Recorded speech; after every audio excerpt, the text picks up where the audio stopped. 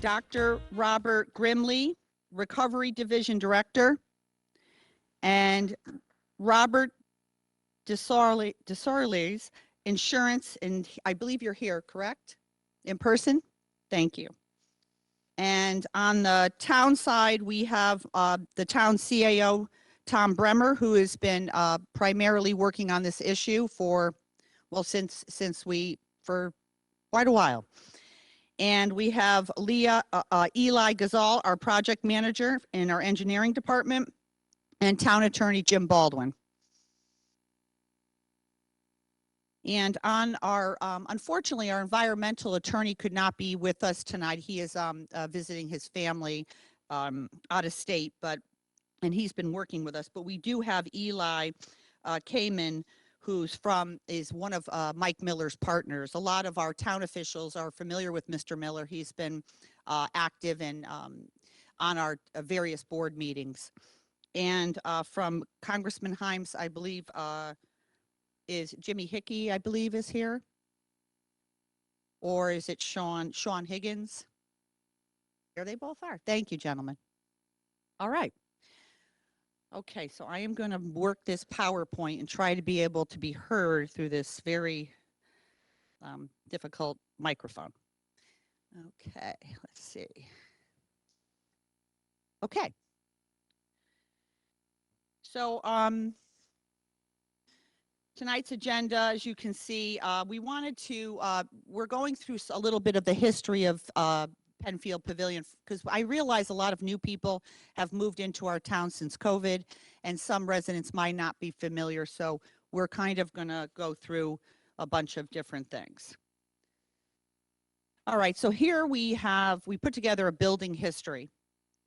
In the fall of 2006, town-wide discussions began regarding rebuilding the original Penfield Pavilion.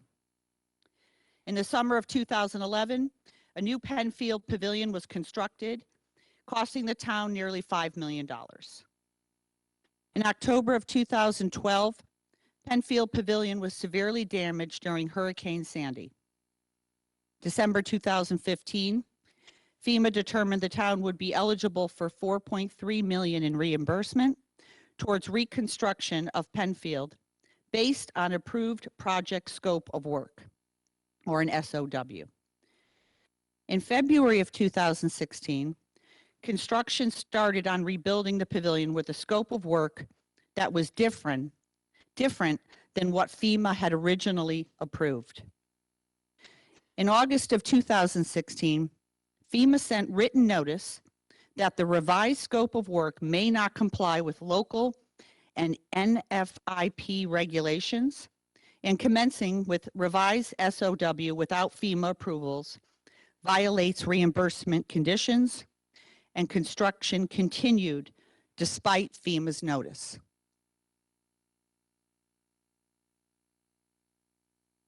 The building history. As you can see here, March of 2017, Penfield Pavilion reopens, costing $7.3 million. This took approximately 4.5 years after being damaged by Hurricane Sandy.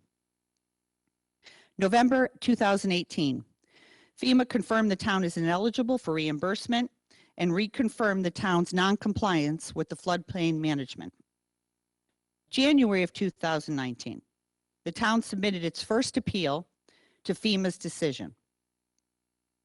June 2019, FEMA denied the town's appeal. August 2019, the town submitted its second appeal to FEMA's decision. And in June of 2021, the town was notified, my administration at that time, was notified that FEMA denied the town's second appeal and reinstated their notice of violation. In July of 2021, my administration begins discussions with the floodplain management regulations that were previously ignored. I just want to note for those who may not be familiar, this site is unique as the town was already working on a notice of violation regarding fill pile soil under the Penfield Pavilion, while also working on the FEMA notice of violation.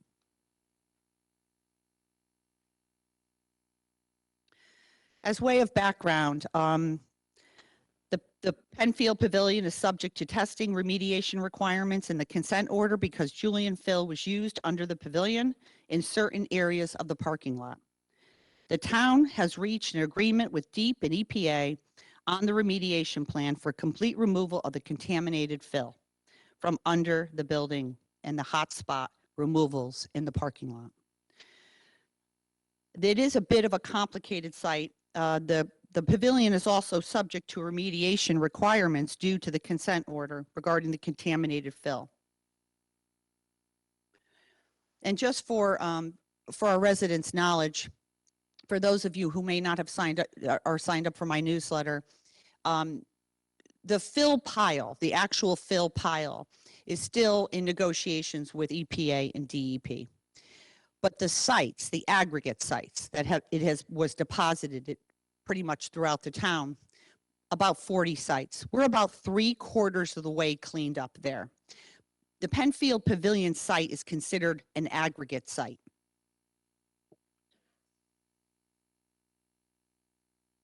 So notices of violation. The FEMA NOV issued saying the main building structure, excluding the locker room portion, was non-compliant, specifically because the town placed horizontal grade beams above the natural grade. The DEEP and EPA NOV, under the executed consent order, the town is legally required to remove all Julian fill from under the building. And these are the reasons we are standing here today. So just for some information, because I know this is a bit complicated. So what is a pile foundation? A pile foundation is a series of columns inserted into the ground to transmit loads to the lower level of the subsoil. A pile is a long cylinder made up of strong materials such as timber. Piles are driven into the ground up to about 30 feet to act as a steady support for structures built on top of them. What is a grade beam? A grade beam is a beam that is built at grade level, earth level, mostly used for buildings with piles to connect the pile caps to each other. Grade beams are made of reinforced concrete, which acts as horizontal ties between the pile caps.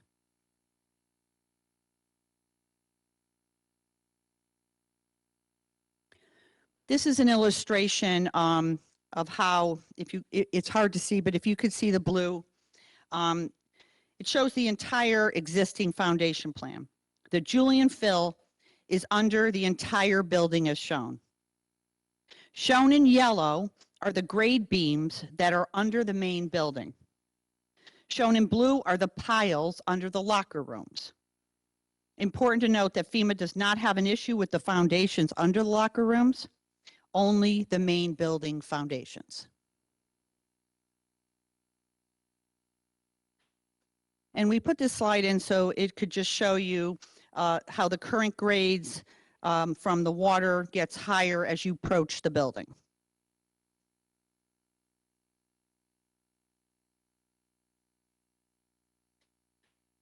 So option 1, main building, remediate and fix foundations. So here you'll see the Julian fill removal. To be in compliance with DEEP EPA, the town must remove all contaminated material beneath the building, as we have discussed over the past few years. The estimated cost is about $5 million. And then we broke it out so it's a little more clear for our community. Construction requirements. Demo and install the building skirting. Demo, reinstall the decks and ramps. Temporarily and support the roof decks. Temporarily support the building, dewatering, and permanent structure support. That section of the project would be $3.5 million. And then to comply with the FEMA NOV, the town must relocate the grade beams to the elevation of 8 feet. That's approximately $3 million for that piece. Option 2, And a lot of our residents have asked for additional options to kind of see what would be the other options beside the original one that I believe that the town should move forward with. Here you'll see demolish the building foundations to be in compliance with FEMA. That would bring us into compliance if the building was no longer there. It's true. We'll demolish the main building and remove foundations, excluding the locker rooms. That would cost about $2 million. Julian fill removal. We still have to do that, but it would cost about $1 million less if the building was not in place. So I know, having grown up here my entire life and being the first selectman over the last 3 years, I know that our community, if we were to knock down the building, I would believe would start asking if we could put maybe a small concession stand up or, of course, bathrooms. I know many of our residents enjoy the covered deck, especially our older residents. If we were to do that, that estimated cost would be about $2.5 million. And I think it's important to note that if we were to do anything like that, those structures would have to be in compliance with the post-Sandy FEMA regulations. And as you have, driven around down in our beach area after Sandy, those houses are quite high. And they would have to comply with similar standards.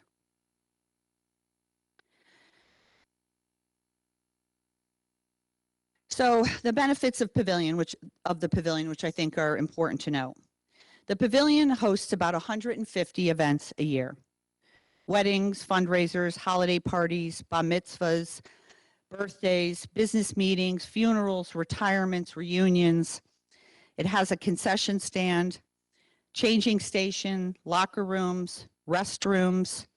We host a lot of park and recreation events at the pavilion and town-wide activities. The covered deck is utilized by many of our residents, and the total revenue per year is about $400,000 a year. And I asked Anthony Calabrese, our Park and Rec director, 80% of the people who rent out the pavilion for events are Fairfield residents. Resiliency at Penfield Pavilion. Resiliency at the pavilion is a separate issue from the notice of violation. I know there's been a lot of discussion regarding resiliency. The town is committed to hiring a coastal engineering firm to update the previous resiliency studies. And once preliminary designs have been established, the town will review the designs with DEEP, EPA, and FEMA. Any acceptable designs by those three agencies will then be discussed with the public. So in summary, my administration is committed to complying with all federal, state laws and regulatory agencies. Agreements have been reached with DEEP and EPA on the remediation of the Julian fill. FEMA has made it clear that the NOV needs to be addressed as soon as possible. And I am going to, okay, Q&A. So we are going to push the tables together so we could be together because we didn't want to block the screen. And then we have people walking around, or we have, oh, here we go. All right.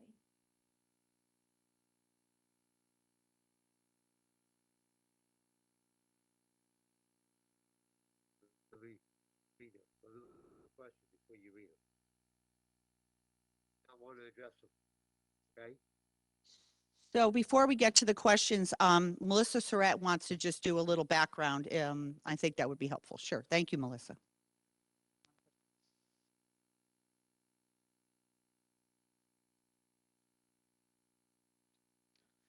Oh, no, no, I think it'll be helpful.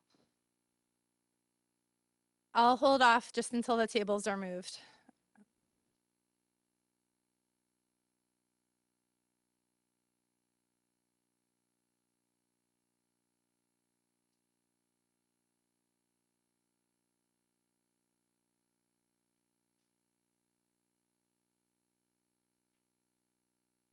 So Melissa, what's your job? So I hear someone asking a question. Can you just raise your hand so I can see where? So my name is Melissa Surratt. I'm the Floodplain Management and Insurance Branch Chief. I'm going to do a quick introduction. I'm just waiting for the tables to get assembled.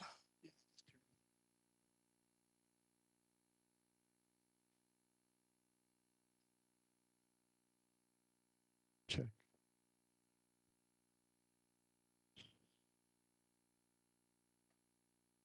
Okay. Thank you, everyone. So again, my name is Melissa Surratt, and I am the Floodplain Management and Insurance Branch Chief for FEMA Region 1. So we oversee the New England area.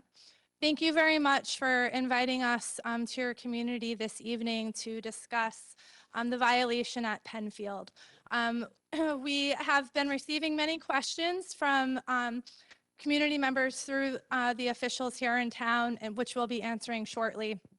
But I just thought it would be helpful to just talk real briefly about the flood insurance program at FEMA and what that means to the communities that participate. So communities that participate in the NFIP, they voluntarily, they adopt the flood insurance rate maps, and they also agree to adopt and enforce floodplain ordinance that meet the minimum requirements of 44 CFR 60.3. So at a minimum, communities that participate in the NFIP are agreeing to adhere to those. And communities that go above and beyond the NFIP requirements can participate in what we call the community rating system, which Fairfield currently participates in and is a Class 8. So those are communities that go above and beyond. And as the first select woman mentioned, post-Sandy, there have been additional requirements that the state and local community have adopted. So my goal for today is to, one, just kind of help everybody better understand what the requirements are of the NFIP, the violation at Penfield, and what the potential outcomes are if the property is not brought into compliance with the NFIP. So I'm happy to also stay after and answer any questions if anyone has any additional questions. But today, one of the items I would like to just spend some time talking about is the violation at Penfield and future resiliency efforts. So the first select woman and the town administrator have been forwarding us some questions from members of the community suggesting different outcomes for this property. And as the first select woman mentioned, some different recommendations for tearing down the building or potentially doing other activities to create more resiliency within the community. And I think it's important that we separate the two, that we recognize the issue at Penfield, and that what we're talking about with the NFIP requirements is specific to the grade beams being above natural grade. 44 CFR 60.3 requires the grade beams to be below natural grade. So right now this property is in violation of the NFIP minimum standards. The future resiliency efforts we're happy to discuss, but I think it's important to separate those. There's a lot of other mitigation programs available to help increase resiliency. And we'll certainly see, I'm sure, some of those questions provided today. So one of the challenges, so we've been working very closely with officials here over the past several years, and in particular over the past few months on those 4 different options that the first select woman presented. And if the property does not move forward into compliance, there's different outcomes that the community could see. And one is a CRS retrograde. So right now, Fairfield is at a Class 8 in the community rating system, which means that policyholders in the special flood hazard area receive an additional 10% discount on their flood insurance. And those that are not in the special flood hazard area receive a 5% discount. So we have many properties that may voluntarily choose to get flood insurance that are not in the special flood hazard area. That's the 5% discount, and then the 10% are the ones in the special flood hazard area that are required if you have a mortgage to have flood insurance. So to be in the community rating system, you have to be in full compliance of the NFIP, which Fairfield is not. And so we have initiated the process to retrograde Fairfield to a class 10 in the community rating system because it is not in full compliance with the NFIP. And leaving this meeting today, I'm hopeful that we'll have, some forward movement with bringing the structure into compliance. But recognizing we're seeing many different proposals coming to our office from different community members, we don't know what the outcome will be following this evening's meeting. So, we thought it was important today to bring this to the community, to talk about the CRS retrograde. We do have our insurance specialists available that can answer any questions as to what that means. But it's also important to recognize that this violation still exists, and we want to see the property brought into compliance. Ultimately, it's the community's decision what you choose to do with this property. But a CRS retrograde to a class 10 would allow the community time to bring the structure into compliance before we ultimately would pursue probation and suspension from the NFIP, which would be the next steps following a CRS retrograde. Now, the CRS retrograde is a process we've already started to discuss with the officials here in town.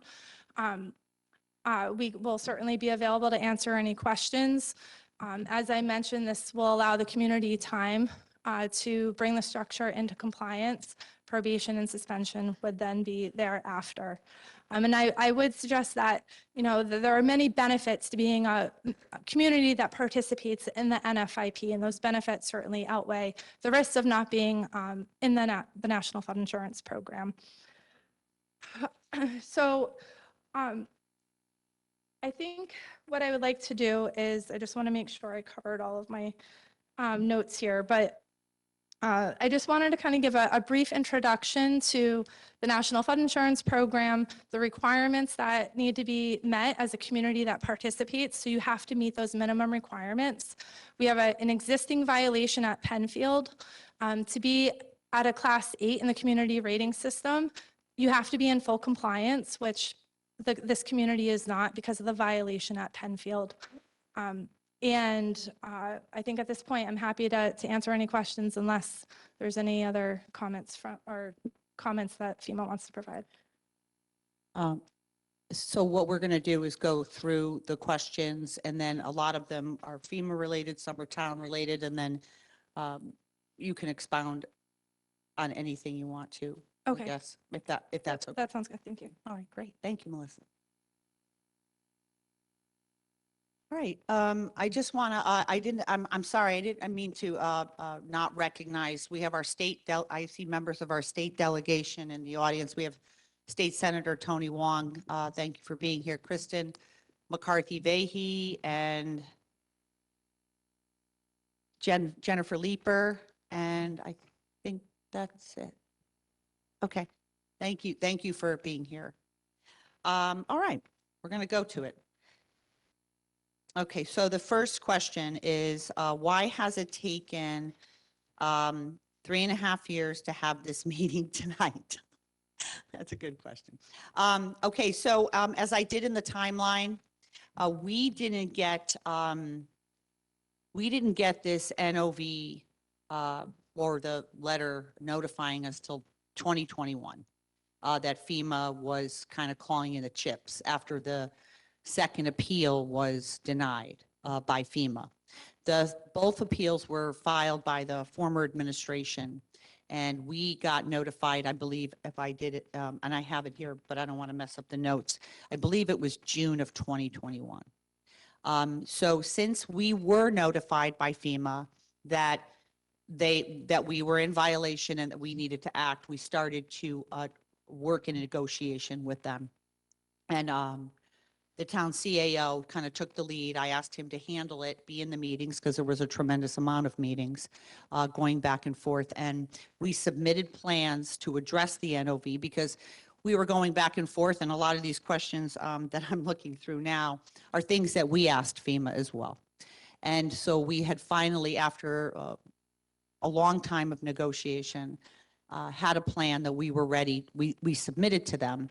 And so I did a town hall, it was on WebEx, meeting regarding an update on Penfield on August 31st this year, going over basically an update on the fill pile information and also about where we were on FEMA. Now, just based on all the meetings that we were in, all the conversations, everything, it just made sense to me to get under the building, clean out the soil, and then go under each bay and repair each gray beam and move it down to the level that FEMA wanted. To me, that made the most sense. As you saw the timeline, I mean, this is literally our town, our community has been discussing this pavilion since 2006. I was a state representative at the time. From 2010 on, I sat in so many meetings with hundreds of residents, arguing, fighting, what did they want, how did they want? And at the time, what we have right now, the current pavilion, was what basically the majority of our community accepted and weighed in on. And so I felt like opening up another can of worms and saying, okay, well, let's knock down the building or let's look at this again. And if you look at some of the timeline that we put up, between the time that it was decided, it took 4.5 years of discussion to get to where we were with the building. So again, to answer the question, it's taken this long because we didn't get the notice of violation, the final notice of violation notified till June of 2021. Okay. Does the town have an errors and omissions policy that responds to this loss? And if so, was a claim made and what was the result? And the town attorney's here if he would like to answer that one. Sure. Good evening, everyone. The town did look into insurance coverage under all its existing policies, and unfortunately, none of them other than a crime policy are applicable. That crime policy does not look like it's going to result in any measurable recovery, but I can assure you that all efforts of insurance recovery and also civil litigation, which is ongoing, have been made and are ongoing with respect to the Julian. There's arbitration filed against the company that produced and generated the bad fill, against our LEP, the licensed environmental professional, who was the consultant for the town. And there is also the possibility of restitution that may come out of the criminal proceedings. As you may have read, Mr. Joe Michelangelo has pled, and as part of his plea deal, which is not finalized, mind you, is a $500,000 restitution to the town. Whether we see that is, of course, another matter.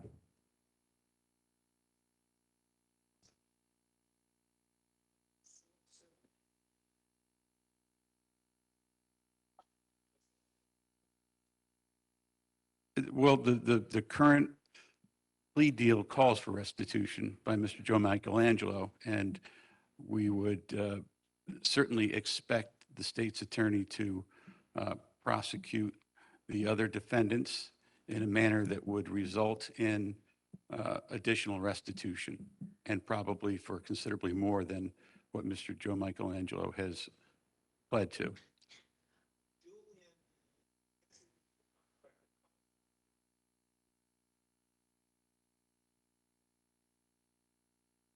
He certainly has insurance, and that matter is an arbitration, and that arbitration is stayed, meaning it's not going to continue until after the conclusion of the criminal trials, which are scheduled for April, and the more substantive trial for July.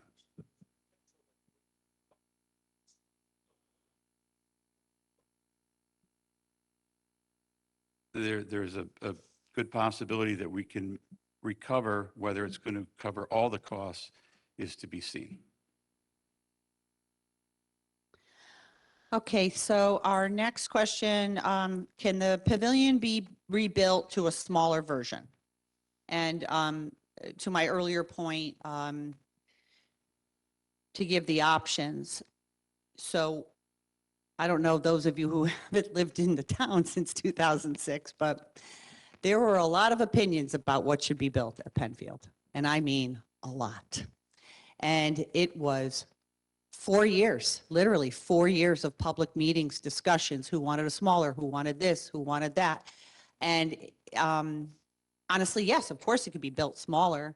But if you look at the costs of tearing down the building and then having, in my opinion, of having to rebuild it to the new FEMA standards after post-Sandy, which means high up and additional costs for rebuilding, and what is going to be really what the community wants. That would be to be seen. Personally, I think we've lived with this building for a very long time. We know what it looks like. We're used to it. And I personally think it's an asset to our community. And I would like to repair it. I would like to repair the violations, as unfortunate as that is. And believe me, no one likes it, especially me. But I think we should move forward, comply with the law, and close this horrible chapter in our town's history. So that's just my opinion, obviously. And again, this is something that would be up for town boards. It would have to go through an item I would put on an agenda, would have to go before the Board of Selectmen, and it would have to be discussed. There would be full public comment, and then it would have to go to the Board of Finance. Again, full public comment, discussion, and a vote. And then it would have to go to our 40-member RTM for another full discussion and vote. And if ultimately our community decides through their elected representatives they want something different, then that's the time and the opportunity to do that. This one is, why are there only 2 proposals by the town being offered? Penfield Pavilion Committee had 9 proposals. By limiting to 2, aren't we doing the same thing the prior administration did? Not exactly. This shouldn't be an uphill, up or down vote. Please do what majority of the voters want. Again, our community has discussed this since 2006, and not always the loudest voices are the majority. And again, we would have a public process where people could weigh in, and if it's deemed that something different is going to happen, then complying with the notice of violation to repair the building, then that's what we'll do. Why did the committee not follow FEMA's plan for the pavilion originally to get the grant? I don't know the answer to that question.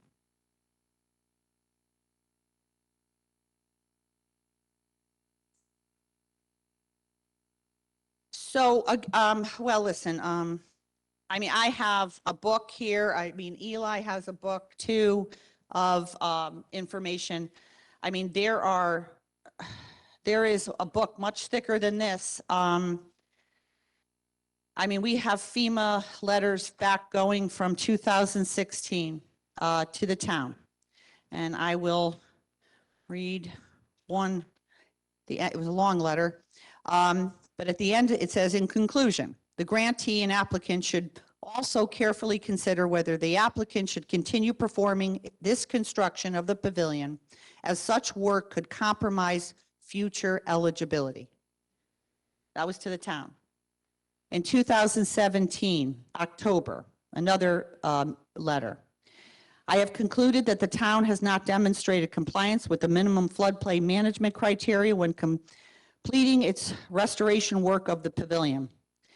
In light of these violations, we are providing the town with 60 days to provide any additional information before taking any enforcement actions under the National Flood Insurance Program and issuing a public assistance determination for this project. Well, I wasn't in town hall at the time. I don't know who made the decision. Brenda, can I Sure, go maybe ahead. address that? Go ahead. As part of reviewing the documents and records, in considering possible avenues to make a recovery. Obviously, we poured over the scores and scores of documents associated with that decision-making process. We looked into Whitten O'Brien, who was the FEMA consultant that was retained by the town, and after review of all those records, the minutes of the Penfield Building Committee, it's pretty straightforward and obvious that the application submitted to FEMA, which was approved for the $4.3 million in December of 2015, was shortly thereafter changed. And that change was made not by the building committee, but by the administration and a small group of people in that administration, some of whom are now criminal defendants.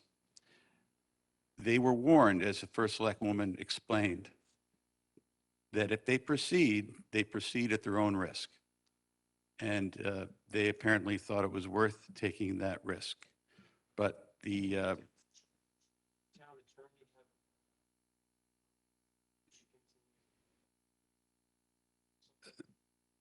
that's a question. Whether the town attorney, to the extent that he participated, I can't answer that.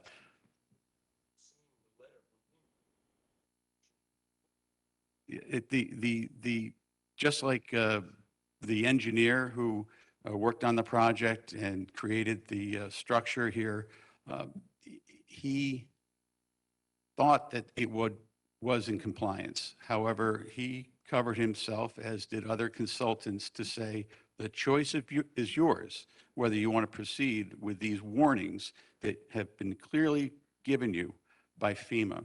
And that decision was made at the very top.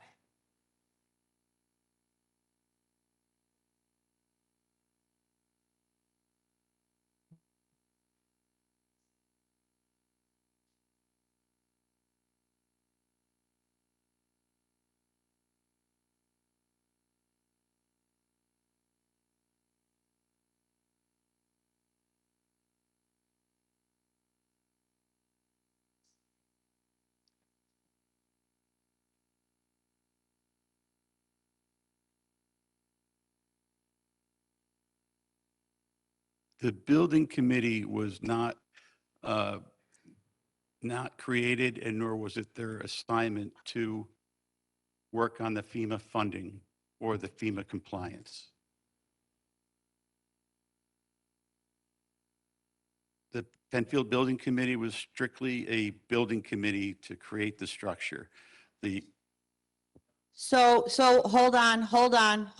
So this is why we ask people to write these up. We have quite a few questions here. And so, okay, so what we're going to do is get through the questions that people have written. I know it's frustrating, sir. Trust me.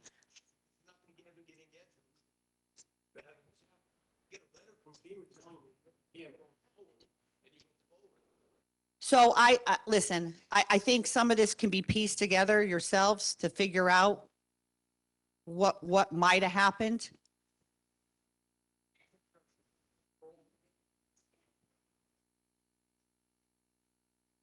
Okay, everybody, this isn't going to be helpful if we just have people yelling out. We are holding this meeting to be able to go through, and I have quite a few questions written on post. And again, I have made a serious effort to put a tremendous amount of information in my newsletter. Literally all the attachments to every letter that FEMA has sent to this town, all the notices of violation, who they were addressed to. I did a whole presentation on August 31st where the town attorney answered quite a bit of these questions. I linked that in my newsletter. It is on the town website. These questions about who's responsible, did the building committee know? All of those questions were asked and answered during that presentation. I know it's not fun to have to listen to long meetings that we held on these matters. This is not something I am happy to have to be dealing with myself as a chief elected official of this town. But it is a problem that we have, that we are stuck with. And we're all trying our best to just try to fix it. Because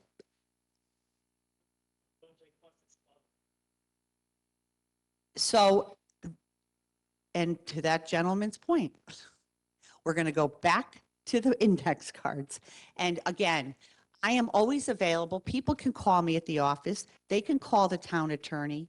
We are happy to answer any questions that people have anytime. I answer emails. If you have one for me, I try to be as responsive as possible to answer as many questions that I can, that I'm able to. No, I know, but I just want to try to get through the questions.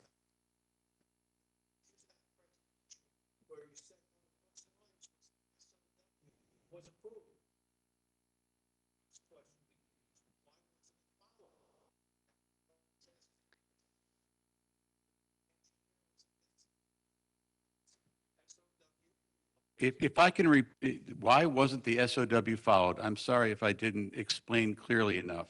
The decision was clearly made by the administration, by the first selectman, apparently by the CFO and Joe Michelangelo, to the best of my knowledge. And it was a very small group that was making these critical decisions.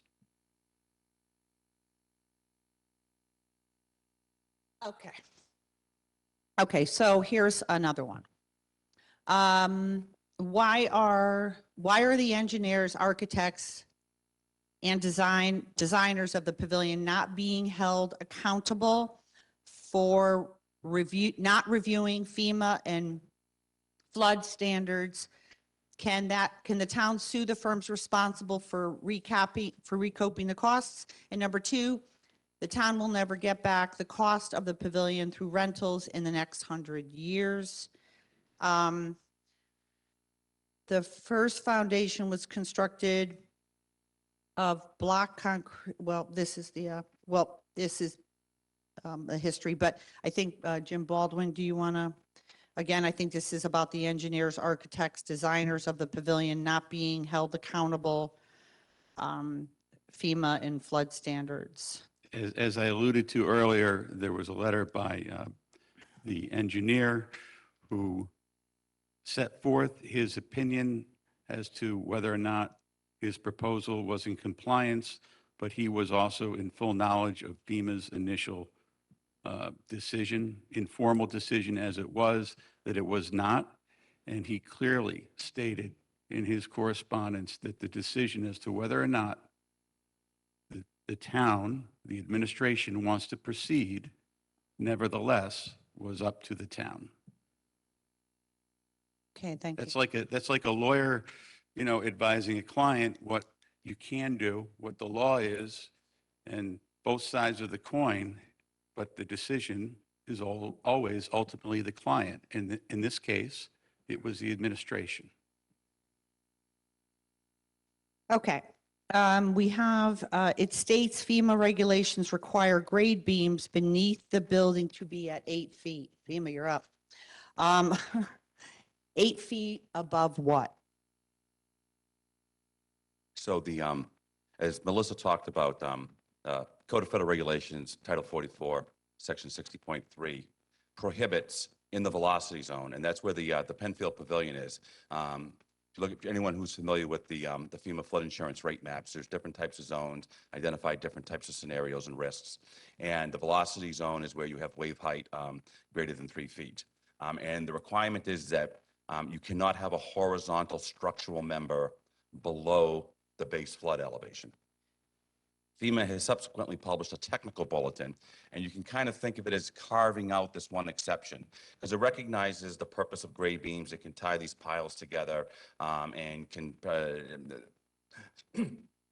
make the foundation system stronger, excuse me. And the requirement in the technical bulletin is if you have grade beams, the upper surface of the grade beam has to be at or below natural grade. So in this particular case, when the foundation system was built here for Penfield, the grade beams were placed 2.7 feet above natural grade. So the question is? Oh, Oh, so the BFE above what? So it's natural grade. And the datum for this particular site is NAVD 88, North American Vertical Datum 1988. That's the 8 feet. So we looked at, and the town had submitted to us an extensive report with a lot of topographic maps of the site going back 80 plus years. And all of the maps, looking at them in their totality, pretty much identified the natural grade of that site as being between 8 and 9 feet. And that's where the figure of 8 feet comes from, based on current and historical topographic maps. thank you. So we have another FEMA. If Penfield is rebuilt to FEMA requirements, is the town eligible for any federal reimbursement?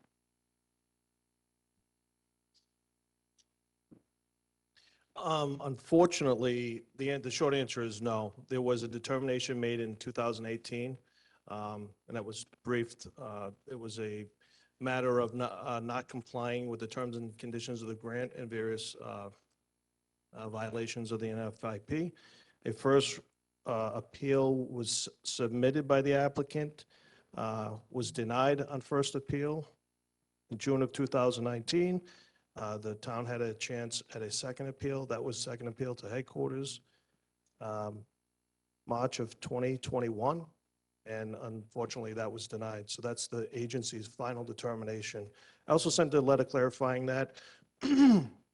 This point in January of this year, basically clarifying that unfortunately, no, it's not eligible for, if it's rebuilt, that we would pay for that, for this same structure, unfortunately. Thank you. This one is, if Bull Manor Park was closed for so long because of the contamination, why hasn't Penfield Beach been closed because of the contamination below the pavilion? To answer that question, when it was identified as a site, we did extensive air testing all around the pavilion and all soil around. So the contamination is under the building.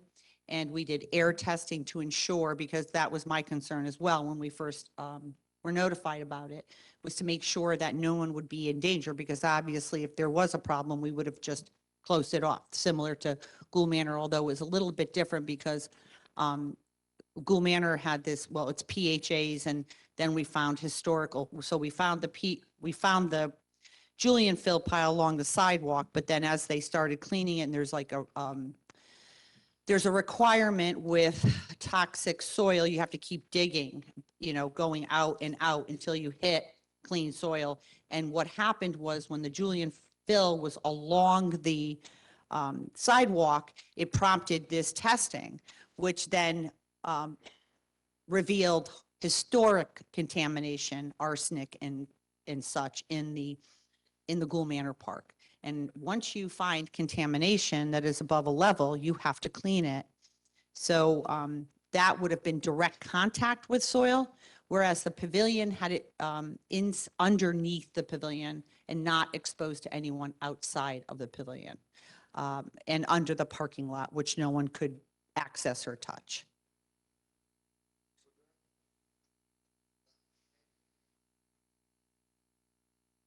I'm sorry? Different contamination. Well, there was some common denominators, but Gould Manor had actual, like, you could touch, do you understand? You could touch it, whereas under the pavilion is all blocked off because it's a deck and there's like all screening. So no one can get under the pavilion and start eating dirt or touching it. I hope that answers. Trust me, we had it tested a lot, a real lot. I would never subject our community to anything harmful. Okay. When I was on the planning and zoning, the firm DeStefano Chamberlain presented to the planning and zoning that the building had to be raised 3.5 feet. Was that inaccurate? I don't know. Attorney Baldwin? Yeah, I just don't know the answer to You don't- that. I know that there were. Okay. I'll take a shot at that. Jim Went, Planning Director. The current elevation of the pavilion is at a floor elevation at about 15. The lowest horizontal structural member is 13, which is about 3 feet higher than the pavilion before it was reconstructed. So it was, in fact, it is higher than the previous pavilion.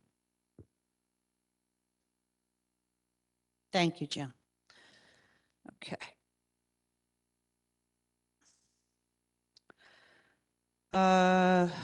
Okay. Wouldn't the town and FEMA both be better off with a fine and a refusal by FEMA for all further grants or storm-related insurance claims for this property? I think Melissa may have answered that question, talking about how it impacts our rating for our town. Melissa, do you want to describe a little bit? I know we had a conference call with Congressman Himes. Well, it was a Zoom on Monday prior to the meeting, because I know the state delegation wanted to be updated on a lot of things. And you talked then about if we lose our status, what has to happen after that? The cave, I think it was called? Sure, absolutely. So I think I'll just preface my response with that. The NFIP, first of all, there are no fines, so we are not going to be fining the community. However, I would also say, as I did previously mention, that the benefits of being in the NFIP certainly outweigh the risks of not being in the NFIP. So right now, the town of Fairfield receives a discount on their flood insurance premiums because they participate in the community rating system at a class 8. So communities that are a class 9 or lower are rewarded for their exemplary practices in floodplain management. You have to be in full compliance to get the discount, which Fairfield is not. So our office has initiated the process of retrograding the community back to a class 10 in the community rating system with no discount on insurance premiums. There is a process that we have to go through with the community before that goes into effect. However, following the CRS retrograde, if this property is not brought into compliance, the next step would be probation, in which policyholders would receive a $50 surcharge on their insurance premiums, in addition to paying the full rate at the class 10 in the CRS. Following a probation would then be suspension. And if a community is suspended from the NFIP, that's really where there's a lot of additional risk, because properties would not be eligible for flood insurance through the National Flood Insurance Program. In addition, there's public and individual assistance that would not be made available if there was a disaster declaration in the special flood hazard area. And we have seen throughout the country areas where properties have been damaged following significant events where property owners did not have flood insurance. And I will certainly tell you that the benefits by having flood insurance are significant. And what FEMA does offer in terms of individual assistance is not as significant as what is provided through flood insurance. So if you are not participating in the NFIP, those benefits would not be available to those in the special flood hazard area. So, so we do not do fines, but those would be the steps our office would take if this property is not brought into compliance.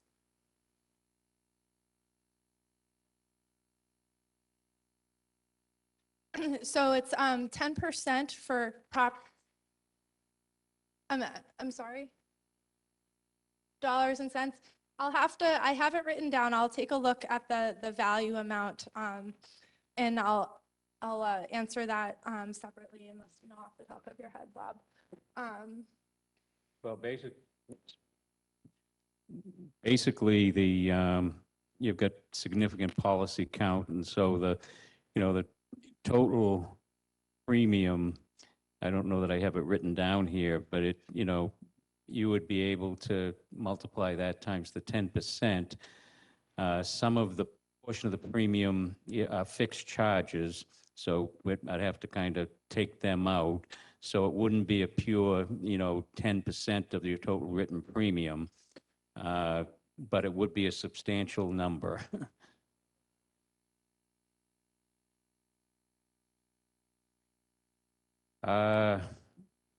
Boy, I think I don't want to estimate, so I'd rather, we'll take that as a follow-up item.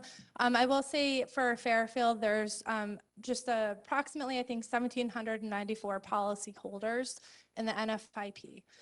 But we have those numbers and we'll take a look. But again, it would be based on the individual premium for that property. And there are some flat rate fees that would not. So the impact would not be confined to town properties. Yeah. Yes. So the entire community. So my understanding is during our call on Monday, I think it was about 1,800 residents currently utilize this program. Obviously, we're concerned about that.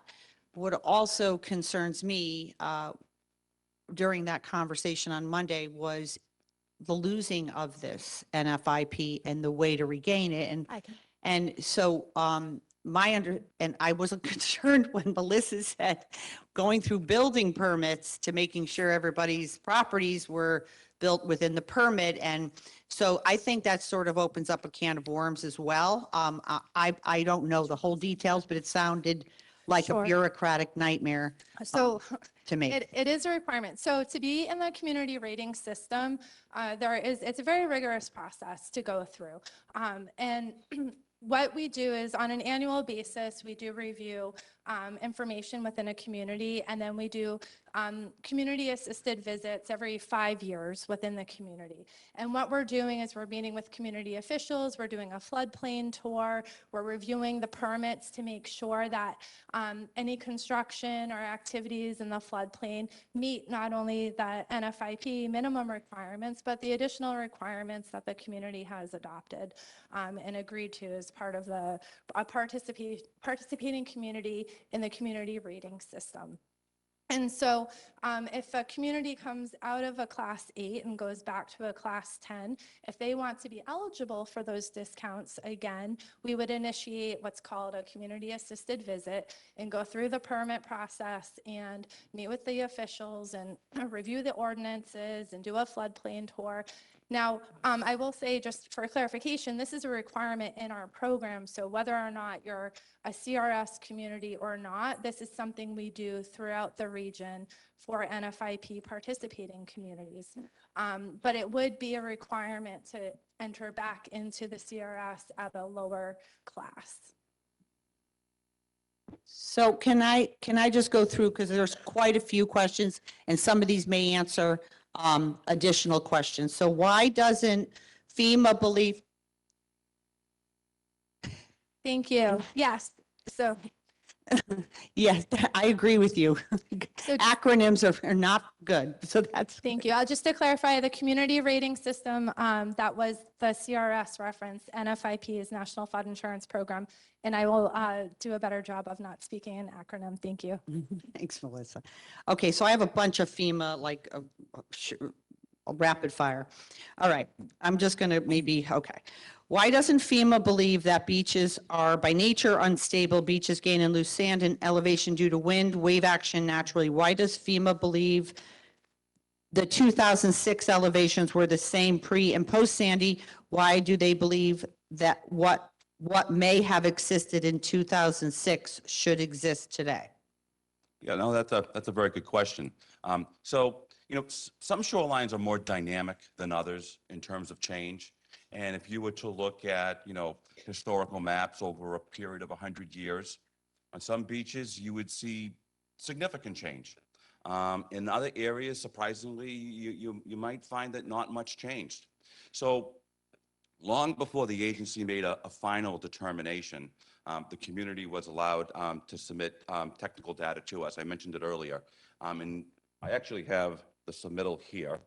And in here, it's got numerous topographic maps of the Penfield Pavilion site.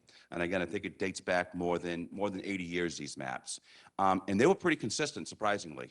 And what we found was, and there were old datums that we used, but we did datum conversions and everything. And what we found is the elevation of the Penfield Pavilion was pretty consistently portrayed on these topographic maps between 8 and 9 feet.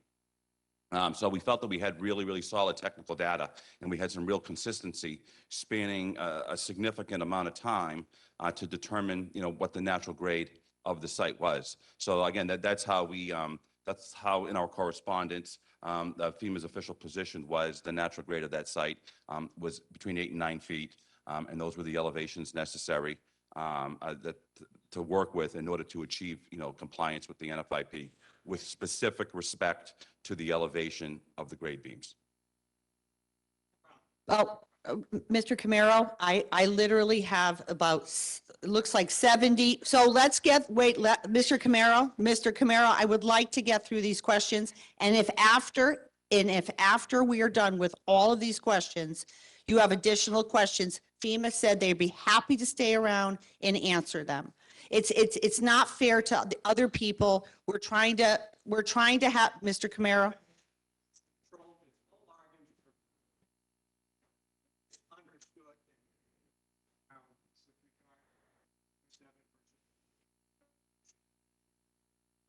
Even though the permanent fixtures down on the wall, it's about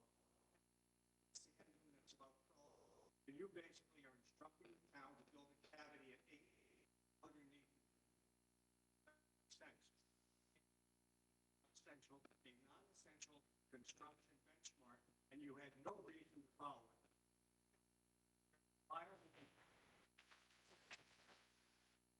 Argue, recognize that. Stand dues are basically the uppermost point. It's an object. It establishes you want us to build a cavity at 8. Screwed up this whole thing. And 7 being a superior engineering solution. If you had agreed to it, superior. It's 10.7 best practice. 8 being this not. Engineer who has looked at this has said the same thing. I've talked to townspeople, and they all agree. Guys, do not believe me. You are screwing it up, and you don't know what you're doing. Okay, Mr. Camara. Mr. Camara, thank you. Okay.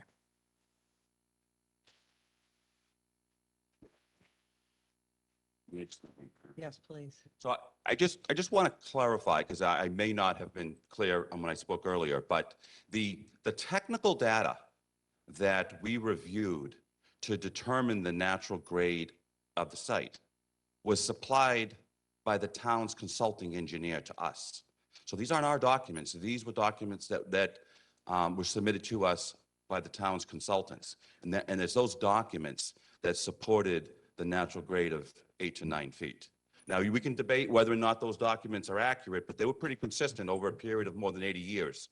And there wasn't really anything else to contradict what was submitted to us. So I just want to make it clear that those weren't our documents that were reviewed. They were supplied to us. Okay. Why is FEMA using 2006, and I don't know what this means, LIDAR survey, and why didn't they complain about the beach and the land elevation on the first build completed in 2011? Why isn't the Homeland Security survey dated 11/30/18 that shows land elevations of 11.5 and 11.9 suitable, and it was done during the post-Sandy rebuild using ground-based survey methods? So we used, it's kind of an extension of what I spoke about previously. We didn't use just 2006 LiDAR. The ultimate determination in establishing the natural grade of the site was based upon multiple documents submitted to our office, some of which was more modern LiDAR, some of it was historical topographic maps, but there was a piece of correspondence too that we had generated, and there's a table in there. And we addressed our observations and findings for every single topographic map that was submitted. So it was a multitude of data sources that were used to determine the natural grade. Okay, thank you. So I have three related sort of, okay. So I'm just going to read through these and then, okay. Do we have to lower the elevation to 8 feet? If we do, will this endanger more flooding along Fairfield Beach Road? Again, what happens if we do not follow FEMA regulations? Beaches serve as the barrier between the upland and the sea. Lowering beach elevation is like putting more holes in your roof. Can you explain how lowering the beach elevation by 4 or 3 feet will not allow more water into the upland neighborhoods? And then FEMA is one of the related agencies is the seller flood insurance, something the 1,047 homes in the immediate neighborhood directly behind Penfield that have been combined appraised value of 1.177 billion have to have, if they have a mortgage, how does lowering the barrier beach elevation not increase the risk of future claims? Okay, so there's a lot there. And I'm going to go from memory, but I'm going to try and take it in some type of a logical sequential order. So the Penfield Pavilion, it's a public facility, and the NFIP doesn't say you can't build in the floodplain. It just says if you do, certain construction criteria and standards need to be met. And that's based on years of experience in terms of how buildings perform during flooding events. And the velocity zone where this is located, I can tell you the velocity zone during a 100-year flood event is an extremely violent and destructive environment. But it's also important to recognize the pavilion is not a flood control structure. So I certainly understand the need or the desire for some folks to have some type of protection to the neighborhood that's behind the pavilion. But I also think it's important to separate that. What are the requirements for the pavilion to be constructed at, and what other options are there to protect the neighborhood behind the pavilion? And we got a lot of correspondence over the last month or so, people suggesting ideas, elevating the roadway, building a dune in front of the pavilion, behind the pavilion. Not a lot of details at this point, but some of those ideas might be very plausible, and it might be something that the town wants to pursue. But I also think I could probably better answer the latter part of this question if we pull up a slide. I don't know if we could turn the projector on and maybe cue up the flood maps for this particular site.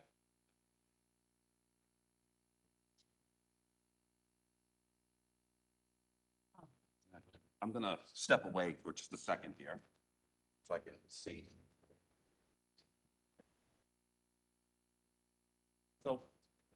So the shaded area here, this is the flood zone. There's this blue shaded area here. And this yellow dot here, that's the Penfield Pavilion. So what this represents is, this is the storm surge inundation during a 100-year flood event along the coastline. So I don't know what the impact to this neighborhood is during a 10-year event, during a 25-year event, or a 50-year event. But for a 100-year event, it's unlikely anything you do at this site is going to reduce the flooding back here. As you can see, the entire shoreline is overtopped with floodwaters. So I just kind of wanted to put that into context. So if folks were looking to protect this neighborhood, from a 100-year flood event, you're looking at doing something far more comprehensive along the shoreline than just something isolated here at the Penfield Pavilion. Doesn't mean there aren't good ideas out there.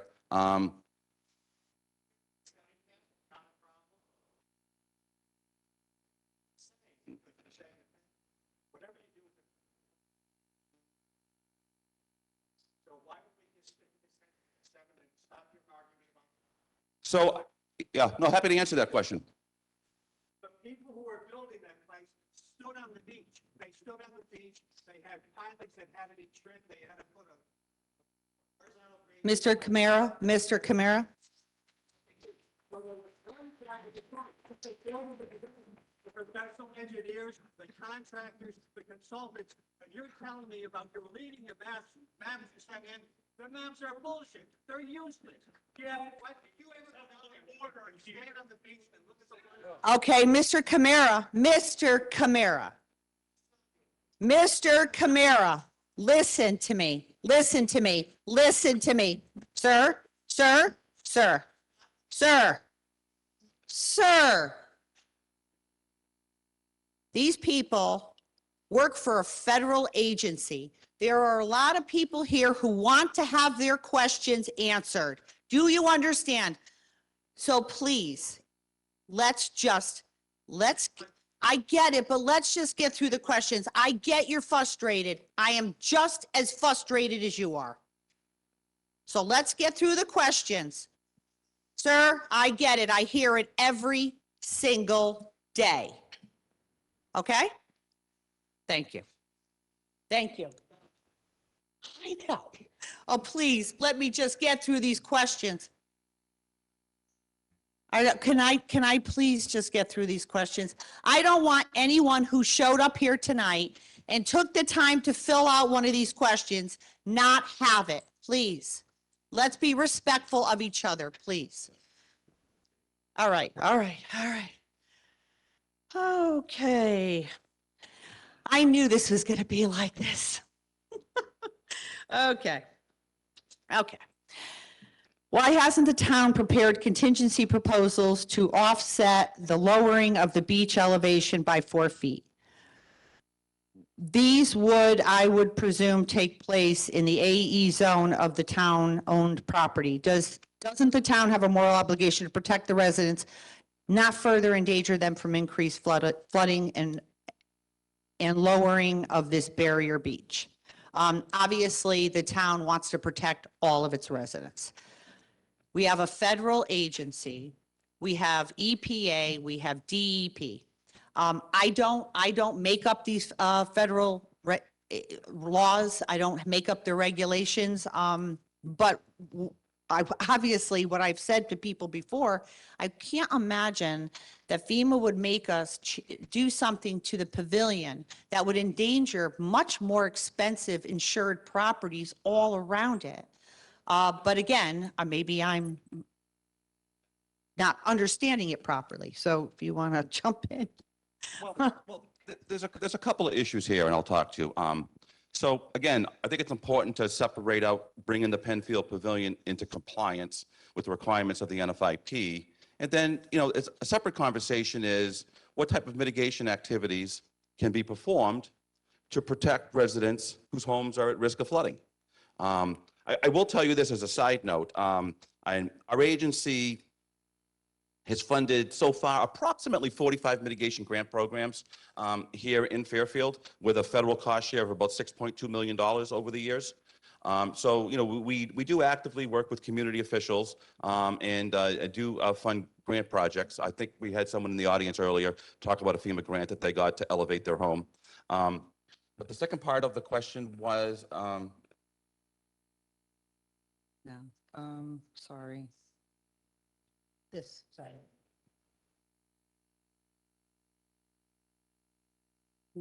Barrier Beach.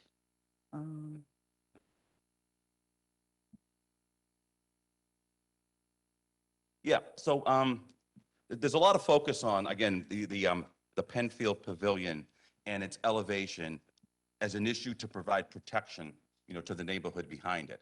And again, that's not really the issue. What we know is non-compliant structures do not perform well in storm events. They tend to come apart.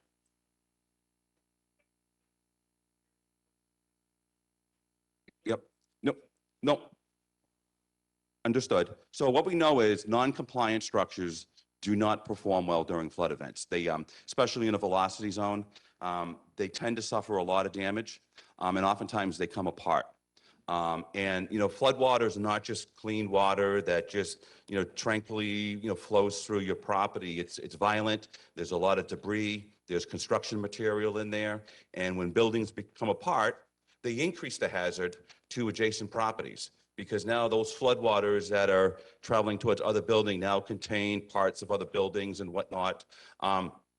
And that's really why these standards are set up, is so that these buildings will perform well, not come apart, and sustain as minimum damage as possible during a flood event. So that's really the focus. The focus is to bring the pavilion into compliance with the requirements. It hasn't been about mitigating the neighborhood behind there. And again, I think it's important to, to separate out the two. And there's a lot of good ideas that have been floated, and they may be feasible. But again, this is really about bringing the structure into compliance and what needs to be done.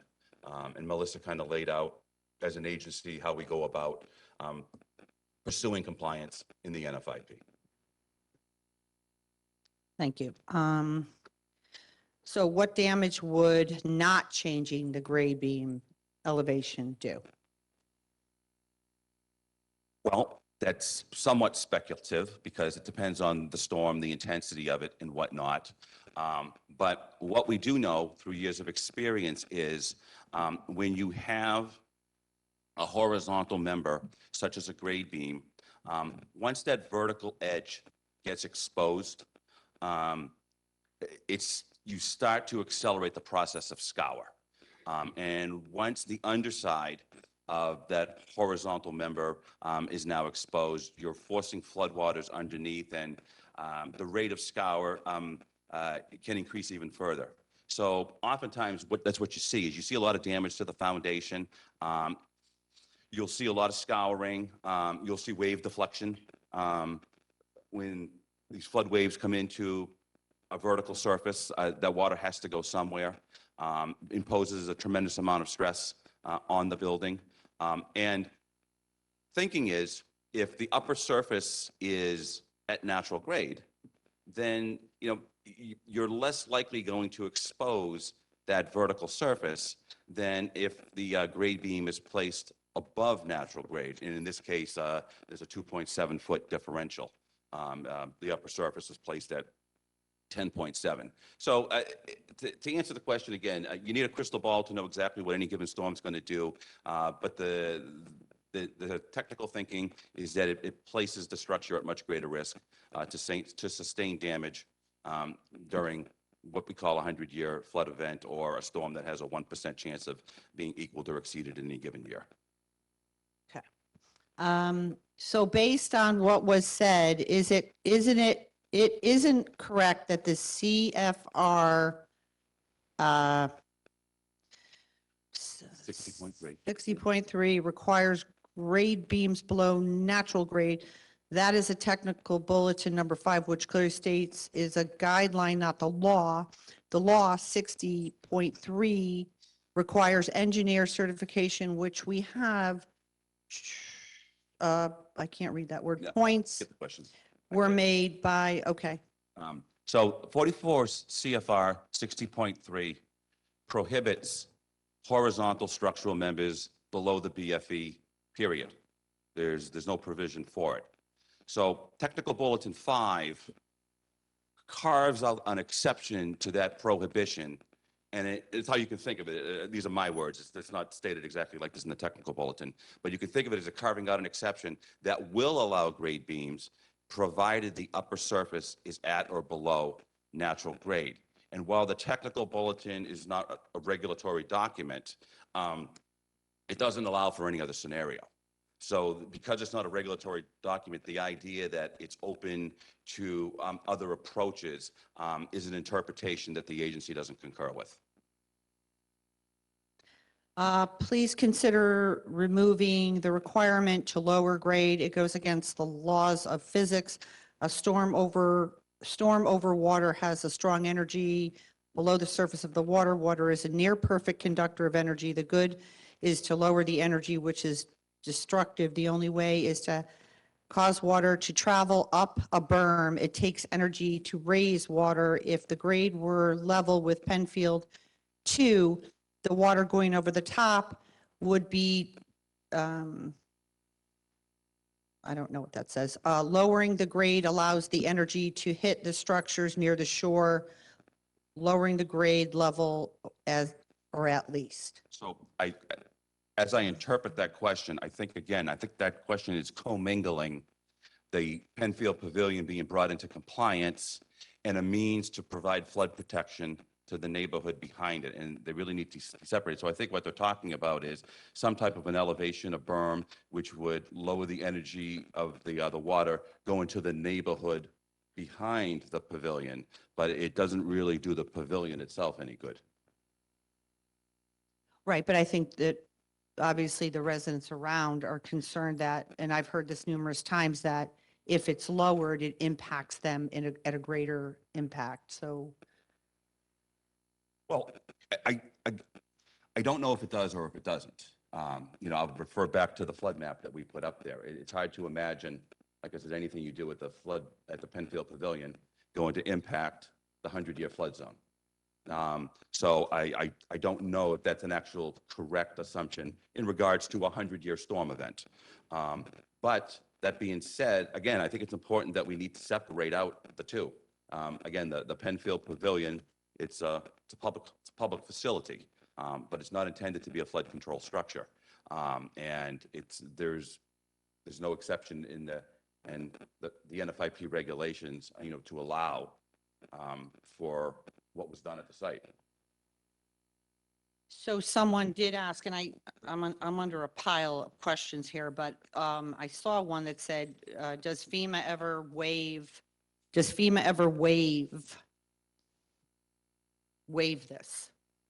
Give a waiver, special dispensation, something?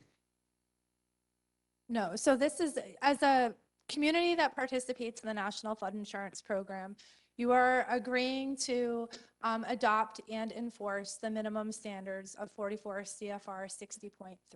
This is a public facility. So CFR is 44, Code of Federal Regulations, apologies, thank you. As a participating community in the NFIP, your community has drafted and adopted an ordinance which you agree to uphold, meeting the minimum requirements. As a community in the community rating system, class 8, you've agreed to go above and beyond those minimum requirements. So the community needs to bring the structure into compliance. Ultimately, what the community chooses to do, what their approach is up to the community. But there is a violation of 44 CFR 60.3. And this has to, the community has to take some type of action here to resolve that.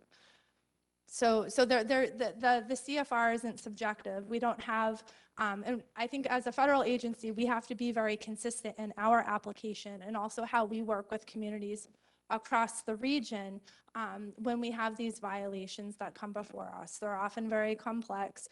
They do happen.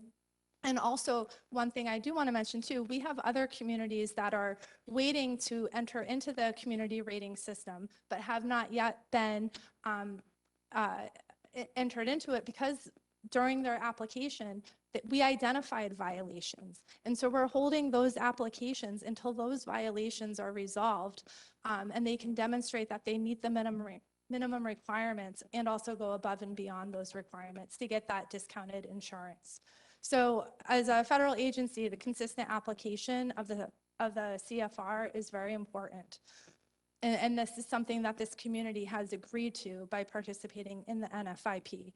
And I think it's also important, this is a public structure, so the community has to take some type of action to be able to demonstrate that they can enforce. I think the woman that spoke here earlier is a great example. She had to meet those requirements for the grant that she received to elevate her home. So, this is a public facility also, and this also needs to meet those minimum requirements. There's no waiver that can be granted here.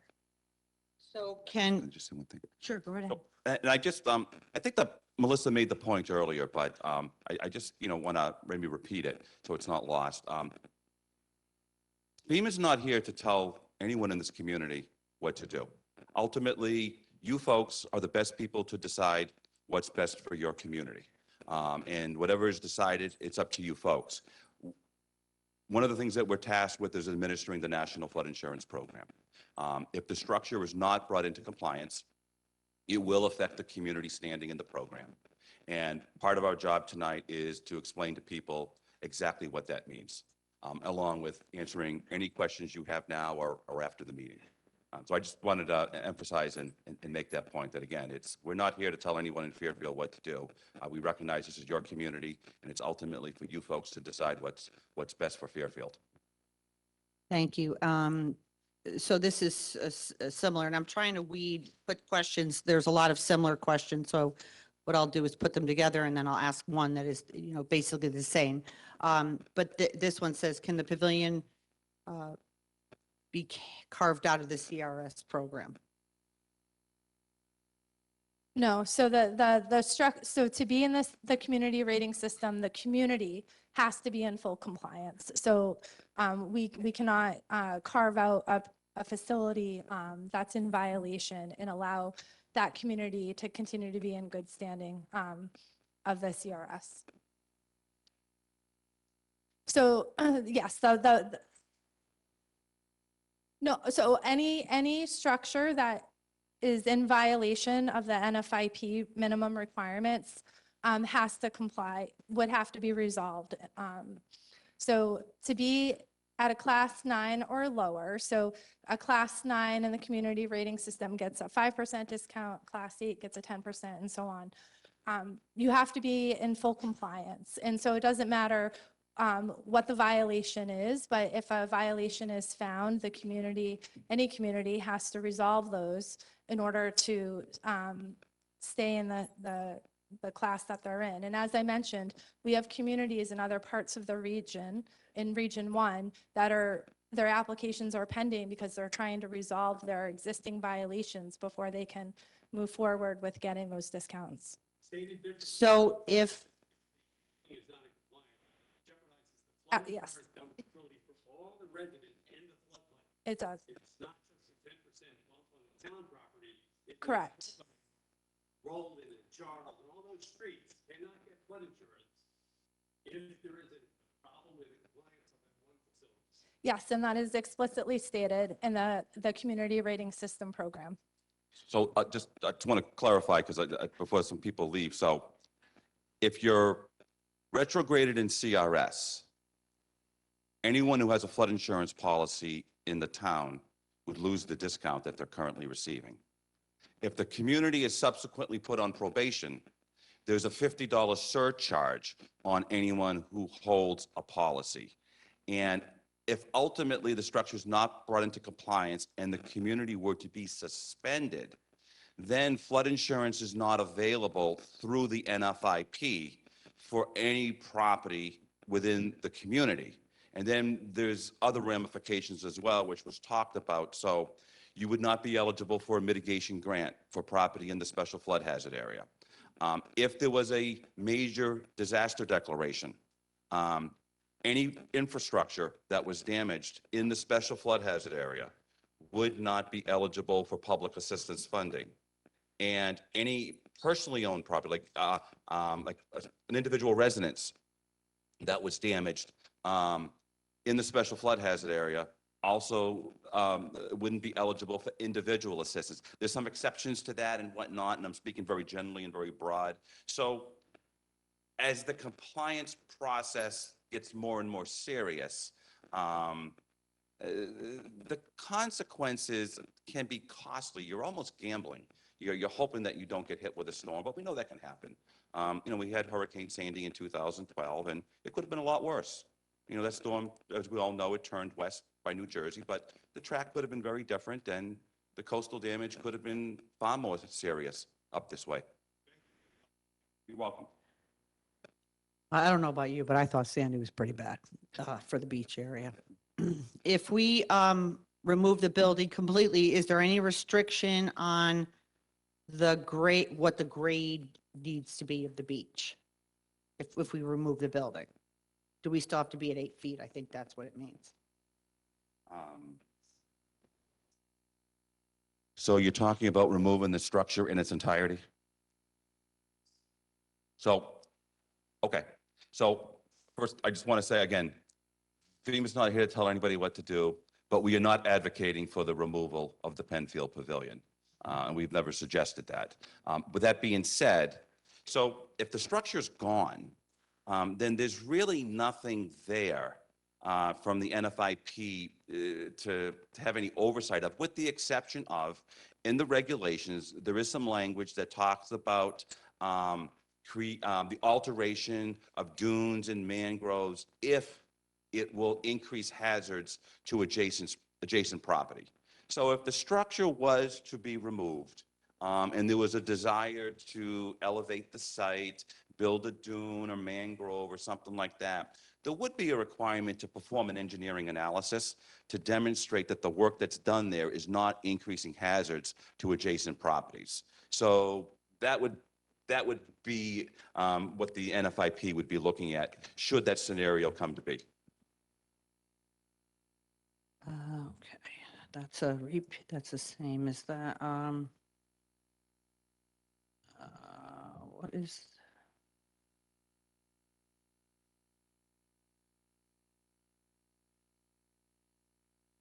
That's the same as one of the others. If we demolish the pavilion and rebuilt the concession bathrooms, covered deck, how much higher than the existing structure would it need to be? I think that that's better for the town to answer, because my understanding is several years ago, they adopted a 1-foot freeboard requirement, which I think was a requirement or part of a model ordinance from the state. So we require that a structure be built at or above the base flood elevation. In a velocity zone, that means the lowest horizontal structural member, but I believe subsequently, was it a 1-foot freeboard that was adopted? Yeah, Jim Wendt So- is shaking his head. Our planning and zoning director So- is saying yes. Assuming the lowest horizontal structural member is currently at 13 and not any higher, you know, So it's 14 feet. anything new would have to meet the freeboard requirement. So the answer to that is if we did demolish the building and built bathrooms or a smaller concession or something, it would have to be 14 feet up. Or if you do any work to the structure that constitutes a substantial improvement, or if the structure is substantially damaged, which means any improvement that equals or exceeds 50% of the market value of the structure before the work was done. There's a regulatory requirement to bring the structure into compliance with current requirements. And we discussed that during our negotiations over the past year. You know, do you count removing the decking and the barriers in front and the decking in the front to get under the building to remove the soil remediation? Does that count toward the actual soil remediation, or does it count toward the Penfield Pavilion? So it is a bit tricky, and that's why we tried to break it out for people. So, you know, just getting the soil is 5 million if the building is there, 4 million if the building is demolished. Then it's an extra a cost to replace the decking, and then what the actual cost is for the gray beam, so that people can kind of get a sense. Obviously, these are all estimates. Even the remediation of the soil is an estimate, and we've said that repeatedly throughout the newsletter and in public meetings. Based on what we know from tickets that were collected during the criminal investigation, we're thinking it's suggesting we have about 5 or 6 feet of this contaminated soil under the building. We really don't know for sure. So we have said throughout this process, as we get under that building and start digging this stuff out, you know, obviously the LEPs, DEP, EPA are going to ask us very clearly, you know, as we're digging, you know, they're going to keep testing and testing. And they're not going to give us a clean bill of health until that soil is clean all the way. So that's also a kind of, it's not exactly, it's an estimate. All of these are estimates. But we tried to break it out for the community a little bit better. The cleaning of the soil, what it costs for the new decking and replacing, because even if we fix just the gray beams under the building, we do have to remove the decking in the back, the covered deck, and also the retaining wall in the front, and the ramps and all of that, because we have to get under the building. So those are costs that are going to have to be put back. And I've asked FEMA this, you know, does that count toward our remediation? Because we have to do it to get at that soil regardless. Or does it count toward the actual 50-50 rule of the pavilion. So these are questions the town has been asking too throughout this negotiation process with FEMA.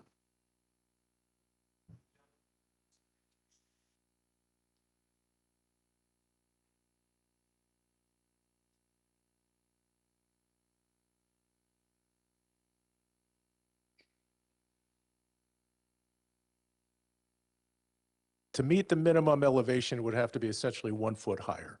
The reference elevation is not the top of the first floor, it's the underside of the horizontal structure, which is presently at 13. The current regulations require a +1 freeboard, so it would be a minimum of 1 foot higher than it is presently.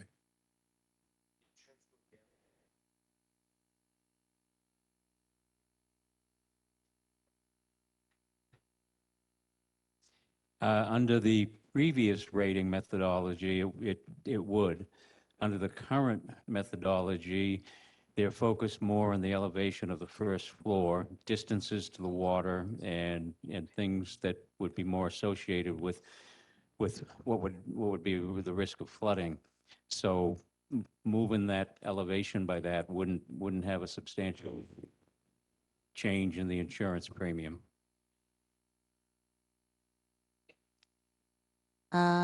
This was about, construction documents specific where they met, no violations of the contract. I think that's kind of what we were talking about earlier about people who were involved in this prior. Will you make all documents and correspondence available to the public dating back from 2006? Yes, what we have, we will most absolutely make that available. A lot of the stuff we have put up on the town's website and have communicated through our newsletter, but we're more than happy. My chief of staff is more than happy, Jackie Bertolone, to create a Penfield page, and just like we have a Phil Pile page, to upload documents so everyone can take a look at things and see them clearly. That we already answered. Let's see.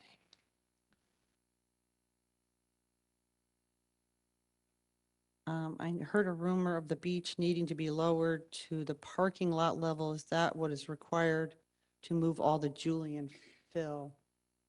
No, Eli, do you? Yeah, so the current elevation of the parking lot is at the top of the elevation of the parking lot. The section closest to the building is at elevation 8. So yes, when we do remediate and when we do, meet FEMA regulations, essentially if you're standing or parked in the parking lot, you would see the beach from the parking lot. Okay. Did Julian turn in a false bond? I think we know the answer to that. And it wasn't checked. Okay. How long is the project? Why not start after summer, complete the project next September or May? It's from a new resident, says. Yes, so I think we discussed this a bit during public meetings, and I'll say it here. So our hope, if we were able to get this through the town bodies, we wanted to start back in November. We had all of this sort of decided. We gave the plans to FEMA. They reviewed them. We had been negotiating for some time. We wanted to go in November. I started to feel out some of the other town officials who would be voting on this. And really, the consensus I got was we need a whole lot more information before we're willing to vote on anything. And clearly, I hear nobody's voting for anything. So, I mean, what's the point? It's theater.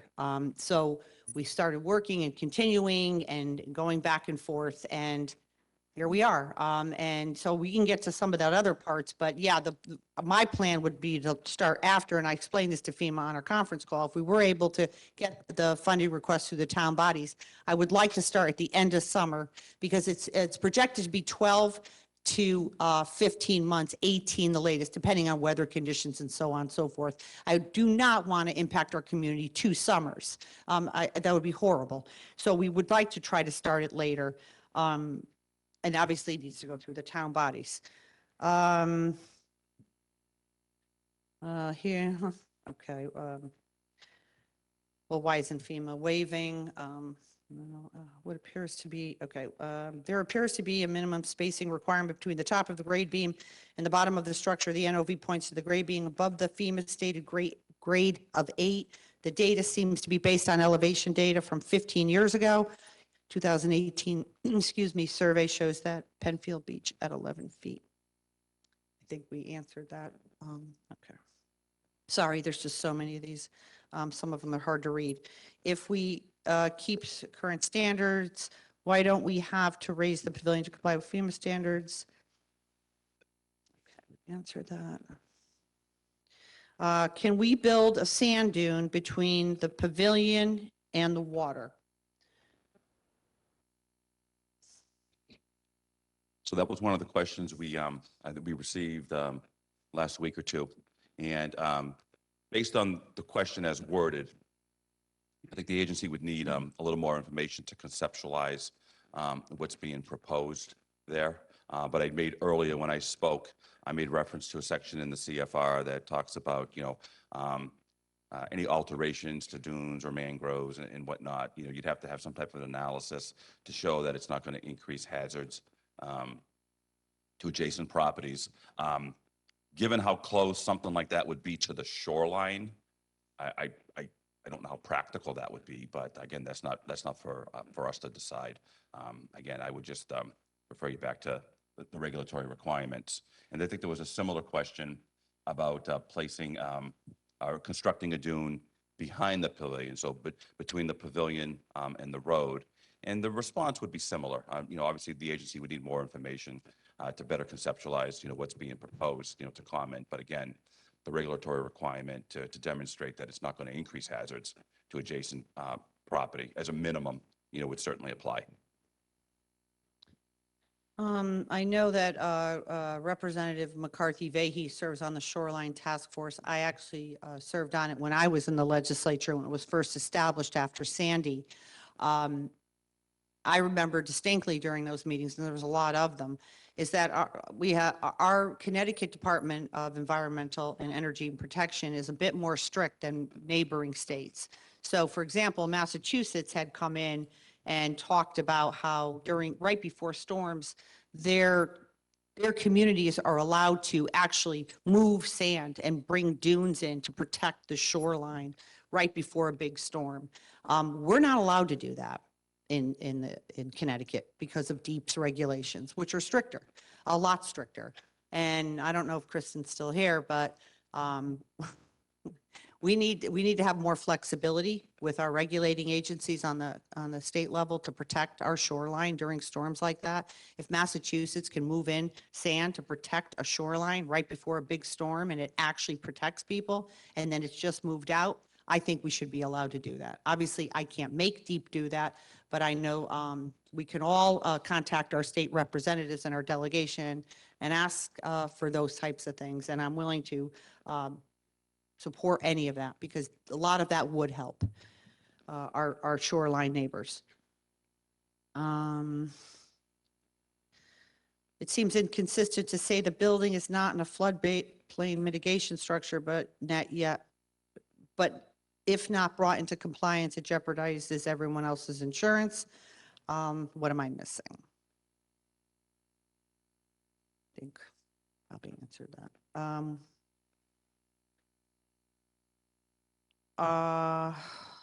Some of these are hard to read. Can the grade beam be lowered to 8 and the beach restored to its current height of 11, 12? I think we already. So this question's a little different. The question is, can the grade beams be placed with the upper surface at or below 8 feet, but fill be brought in to elevate the height, presumably on top of the grade beams from 11 to 12 feet? So when we issued our findings of the violation, the only thing that FEMA had identified was the placement of the grade beams and being at an inaccurate height. I believe the state of Connecticut had an issue with the fill that was placed underneath. Now, the question gets complicated because, the more you learn, the more history, your position might shift a little bit. So our technical bulletin 5, the same technical bulletin that allows for the placement of grade beams at or below natural grade, allows for the placement of a little bit of fill for drainage purposes, so you don't get ponding and pooling and whatnot. And the language in there basically says, 1 to 2 feet for such purposes. But it also says you can't place fill for the purposes of obstructing the free flow of floodwaters, which, the more conversations that we're involved in, it seems like that's really, that seems to be the desire to do so. So I guess, that's a conversation that would probably have to take place at some point in the future, should the decision be made to bring the structure into compliance. Probably a discussion with our agency, the state, as well as the town, to determine, what, if any, fill on top of these grade beams is permissible. And a lot of that's going to come down to, what's the intended purpose of doing so. Thank you. What do you think the previous administration's motive was when they changed the original design at Penfield Pavilion, making it non-compliant with FEMA? Attorney Baldwin? I don't think that it's appropriate to speculate as to what their motivation was. Just the timeline alone may be indicative of that in terms of trying to get this done and not wait any longer, but that's just speculation. Saving money is another potential reason or motive, but again, I'm not going to ascribe motives, but those are potential reasons why this was done.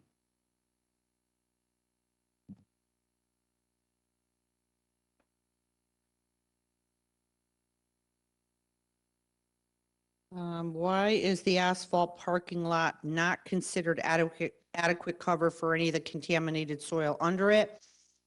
This is better capping than the pile that abuts the Pine Creek. Mr. Bremer, do you want to? Certainly. Can you hear me? Right now, the parking lot is considered a seal, if you will, but there are some spots under the parking lot that have what's called PCBs. PCBs are probably the most toxic contaminants. If you walk on the parking lot, you can't touch a PCB. But notwithstanding that, if there are PCBs there, they have to be removed. There is no allowance, if you will, for blacktop on top or something like that, a seal on top. So we'd have to go in, that's what we call hotspots. We have to go in a number of locations and just dig those places out. So we will not have to remove the entire parking lot, but we will have to respond to those hotspots. Thank you.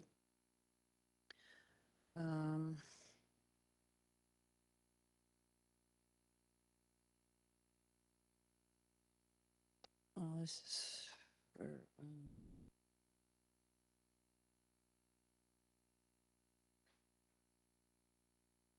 it's a question for the congressman if he thinks that if FEMA's regulations are fair. I'm sure you don't want to answer that, do you? Heim staff. Okay. This is another question regarding legal. I think that was already answered. The Yale school study shows that the Julian fill is not as dangerous as previously thought. How does this impact the need to evacuate under the Penfield structure? Why did it take 2 years for us to know the results of the Yale study? I would just say that the Yale study was regarding DPW workers. When I came into office, DPW workers came to us to say they were forced to work on the berm at the fill pile without any protective gear. And so we immediately had our HR department reach out to Yale and have them tested and all of that. That was obviously between the employees. As far as the soil that was located at the fill pile and then moved all around the town, it's dangerous. Under Penfield Pavilion is PCBs, asbestos, and other contaminated toxins, but obviously PCBs and asbestos are carcinogenic items and should not be anywhere near our public.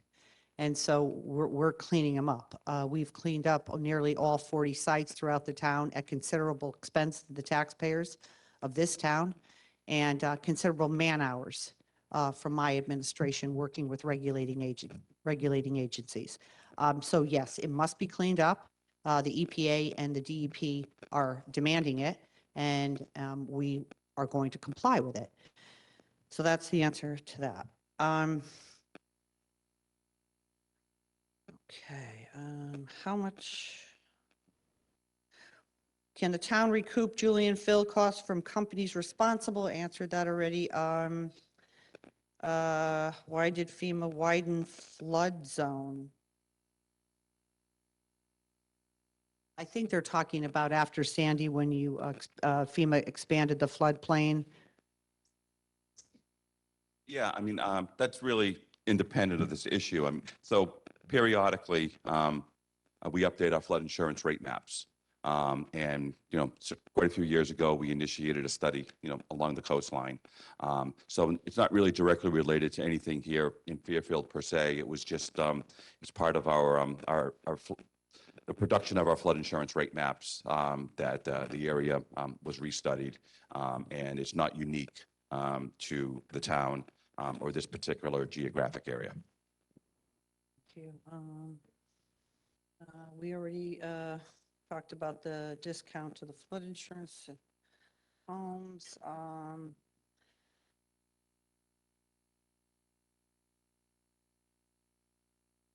There have been significant disagreements between the state and town and FEMA on the notice of violation. In the November 28, 2019 letter, FEMA told the town the proposed changes to the grade beam we are currently pursuing is not likely feasible. Yet here we are. Why is it only an option to lower the beach and grade beam? What other options did the town propose that FEMA rejected, and why were they rejected? So the letter that's referred to there, I saw the question a week or so ago, and I remember the letter, and I went back and looked at it, and it could have been clearer. I think it was a little ambiguous, and the author of the letter, I believe what he was thinking when he wrote it was, because the building is completed and construction is completed, he didn't think it was going to be feasible as compared to if it was under construction and they hadn't actually cast the foundation yet. Then that would be an easy issue to fix. And the thought, quite frankly, is that if to go in and correct the grade beam elevation post-construction, it was going to cost more than replacing the foundation altogether. And the town got, I think, estimates for 4 different options, and they're all pretty similar, and they're all pretty price competitive. But I think that was what the author was thinking when that letter was issued. In terms of options that are available, well, they've been discussed. I mean, we've talked about bringing the structure into compliance by lowering the grade beams. In the past, the town looked at, moving the facility, replacing the entire foundation with a new foundation that's compliant. There's been talk about, demolishing the structure altogether. So there have been different ideas presented. And I don't know if others have been discussed. I think someone made reference to that there were a lot more at one point, but those are the ones that our agency is familiar with. Okay, so I think that was most of our FEMA questions. Obviously, FEMA said they would stay and answer some additional questions. So most of the other ones that I have are regarding the timeline. And so just to, and they're mostly similar. So we've been working with FEMA since the town was notified that the second appeal was denied and that the town now is on the hook to comply with the original notice of violation that was received from the town before the two appeals were filed. So that is when Mr. Bremer started working with FEMA and Eli and sitting in, hundreds of hours. And again, I can't emphasize to you the amount of time and resources from our town hall that has been expended not only on the fill pile, but also on this FEMA situation. Resources, quite frankly, that could be better, could be used for so many other pressing matters that are happening in this town. However, we are dealing with it. And so obviously you're going to negotiate, because just as all of you are asking these questions, right? Why do we have to do this? Why can't we do that? Why can't we just do this? Or why can't we do that? Now, I've never questioned cleaning out contaminated soil, because to me, that's just ridiculous. But Penfield, yeah, of course, we're going to try to say, hey, come on, the building's fine, leave it alone. Can we get a waiver? All these questions were asked and answered by the town of Fairfield. Trust me, nobody wants to be spending this money to fix something that shouldn't have never been built that way in the first place. So we've had many discussions. So it was finally determined at the end of the summer, I would say early fall, we submitted the plans, and Mr. Bremer could speak a bit more about this because he sat in a lot, but obviously he briefs me daily at what's going on. And so we were hoping that we would be able to, as I said earlier, be able to bring these proposals through, say, November, through the town bodies before the budget process started, get it through. And that's when I was being told, basically by some elected officials, don't be bringing it through yet. We're not ready. We need a whole lot more information. And then I was getting flooded with email questions. And the Flood and Erosion Board, we have had them in, and we had meetings and talking to them and having most of their questions answered to the best of our ability and going back and forth. So I realized, I saw what was going to go on, and it didn't make sense to me to go forward with a funding option if it's just going to get shut down by the town bodies. So we try to give as much information as possible. Had the August 31st meeting, had additional meetings, sent out tons of information in the townwide newsletter, which has a whole lot of subscribers in addition to our elected officials. So here we are. So we start getting closer. I want to have a public meeting. So we go back and forth a little trying to schedule and get that. And here we are now. And now I'm going to be honest with you. We had, what was our conversation the Friday? We were 2 weeks ago.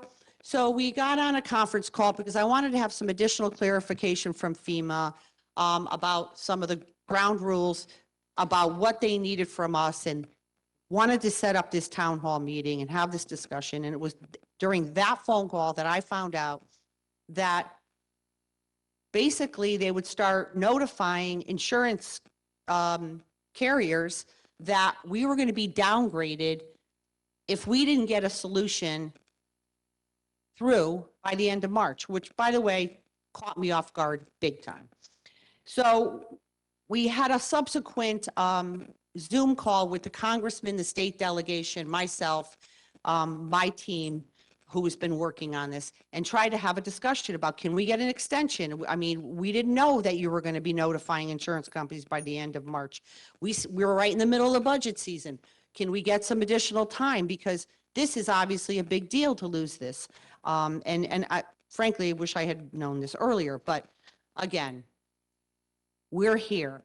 And I mean, I'll let FEMA respond to this, but I kind of got the sense from our calls, at least our call on Monday when the congressman was on with us, that there was a possibility that if we got some movement toward a resolution to this problem, whatever that is, if the community wants to knock down a building, by the way, that's worth about $8 million and have nothing, yeah, we'll be in compliance real quick. I don't think that's the right thing for our community. I really don't. But, I might be on the wrong side of that. I am willing to go forward with a proposal and ask the town bodies for the funding, which I originally outlined in August at a public meeting, that I wanted to move forward with repairing the notice of violation under the structure and clean the contaminated soil, which has already been signed off of. Well, not signed off of, they agreed to our remediation plan. and just be done with it. So I asked FEMA on the call on Monday, if we were to be able to get some movement through, could we get some kind of dispensation and hold off if you see that the town is willing to do this, so we don't have to go through this whole loss of insurance and everything else. And I heard, I think the congressman heard. I don't know, what negotiation ability we have here. And that's where we are. Do you want to respond? Thank you. Thank you. So just a few things I do want to clarify. Participating in the community rating system enables communities to receive these discounts. And there's different classifications. And the lower class you are, the larger your discount is.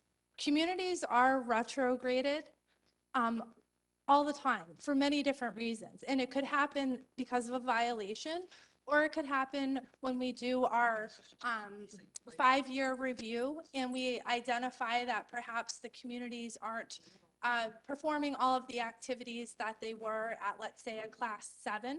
And so in those cases, a community would be retrograded to a class 8. So this could happen just as a result of our review and based on what the community is performing as a participating member in the community rating system. It also happens when violations come up. In our previous correspondence, going back to 2018, we have mentioned this as well as probation and suspension as a potential. However, we were waiting through the appeals process to be determined before we decided to pursue this as an option, as an action. The CRS retrograde manual, the community rating system manual, is very clear that you have to be in full compliance to receive the discount. So that's a class 9 or lower. So recognizing that we don't know what the outcome will be following this meeting, I think that the first select woman has, well articulated that there have been many proposals, being brought forth by community members, and that there aren't the votes to move forward with securing the funding based on the proposals that our office has been working with the community on. We don't know what those outcomes are. And as a result, we cannot continue to keep the community at a CRS 8 because it is not in full compliance. But this could happen without a violation. It could be based on just the review and the activities the community is participating in. And there's, as a participating community, if you are, going above and beyond those requirements, the minimum requirements, there's a lot of different activities that you can do that are exemplary practices. So we have communities in other parts of the country that might be at a class 7 or a class 6. So our office will certainly be willing to work with this community following, the outcome of, whatever the decision is here or going forward with Penfield. But this is, just to also back up, we have been providing technical assistance and guidance and policy interpretation over the past several months, even the past couple of years specific to this property. And we will continue to do so. But the CRS manual is very clear.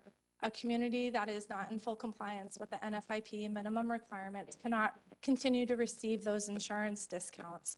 And so we have initiated that process. We informed there's a very detailed process that we have to go through. And the first part of the formal process is having that communication with the community, in which we did in our conference call a couple of weeks ago. There are several steps that our office has to take as part of that retrograde process, in which we will work with the community as well as FEMA headquarters, and then eventually the insurance companies would be notified. So we are working with the community. We're issuing formal guidance, a formal letter following tonight's meeting, which will outline the timeline for when the retrograde would be expected. The community can certainly respond to our letter, and we're going to provide all of that information to them so they have that in writing. Sorry, do you want to? No, it's Sure, yes. So there's typically 2 different periods of time in which a CRS retrograde would occur, and this is in alignment with the insurance directorate and notifying the insurance companies. So October 1st is the time frame that we're working with right now. So we're initiating that process. It takes about 7 months, hence why we're starting the process now, recognizing that it would be in effect starting October 1st. So any policy that's renewed or any new policies after October 1st would not receive that discount. So what we've been trying to find out, based on what we just heard from FEMA, is if we can get an extension, because obviously this was not information that was disclosed to us earlier. It's just been disclosed to the town.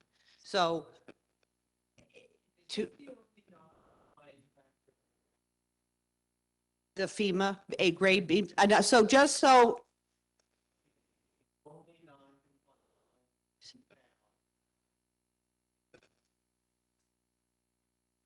So I want to say that out loud because the people on WebEx can't hear people in the audience. So the question was, is this gray beam elevation issue the only thing that puts us in non-compliance with FEMA?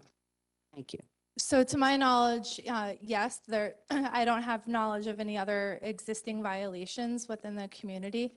But as I have previously stated, a community must be in full compliance to receive the discount for the flood insurance. Yes, it would go into effect October 1st. But the problem, though, from what I understand and was told, and you'd correct me if I'm wrong, on the phone the other day, you said you would start notifying those insurance companies that insure our residents, and that depending on when their insurance rate goes from or their policy date is, but once that letter gets sent to the insurance companies, you can't pull it back. Correct. So if you. There's a point of no return. So as far as when we initiate this process and not being able to kind of reverse course and go back to FEMA headquarters and say, we are not going to go forward with a retrograde. So really the timeline that we're starting to work on is over the next month of needing to make those notifications, because there's a whole process involved and many other notifications that have to be made from our office to FEMA headquarters, then to the insurance companies. So that's why we have these established timelines that we work with, and October 1st being when that would be expected to go into effect.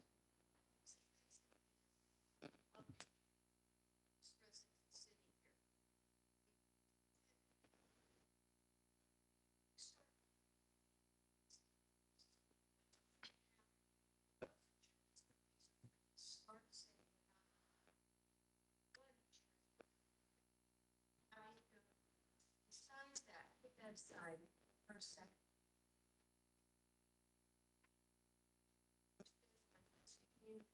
This administration,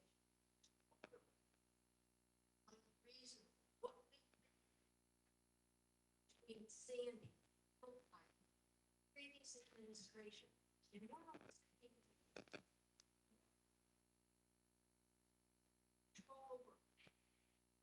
now you're going to start notifying our insurance companies. I mean, this is a community of 60,000 people that obviously has been taken advantage of.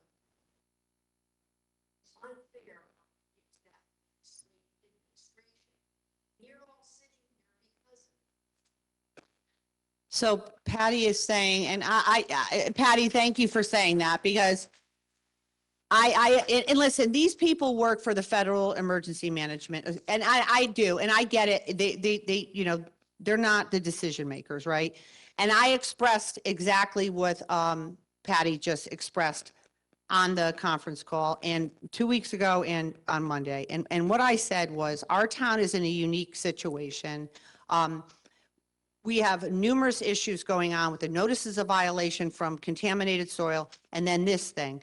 And that, frankly, if I had been made aware of this earlier, I would have pressed upon elected officials earlier to say, we really need to get on the stick here.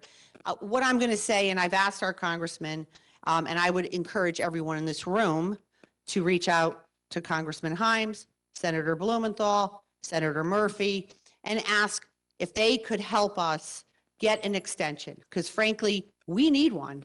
I want to work with our town bodies. I want to discuss these options with them. And I personally want to comply. I want to fix this gray beam.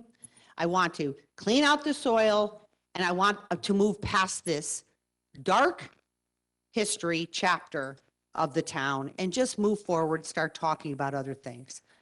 However, I don't know if everyone's going to agree with me on these town bodies, but again, we do need more than the end of the month. And so I'm going to continue. I'm going to reach out. I'm glad the Congressman's staff is here, and I do want to appreciate, I know the Chief of Staff and Sean are both here. Thank you so much for being here.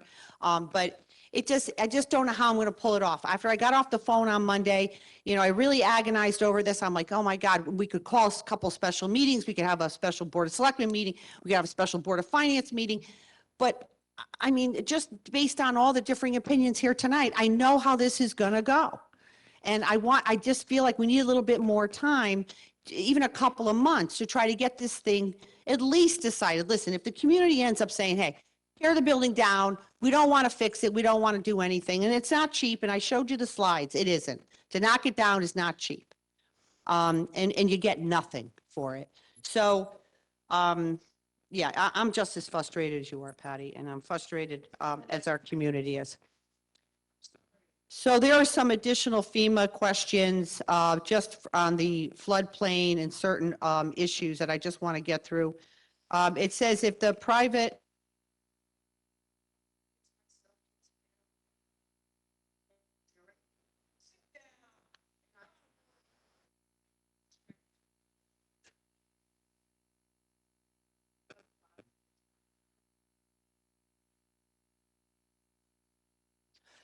Sure. So we have, so we have previously communicated to the town of Fairfield about the potential outcomes for having a non-compliant structure with the NFIP minimum requirements.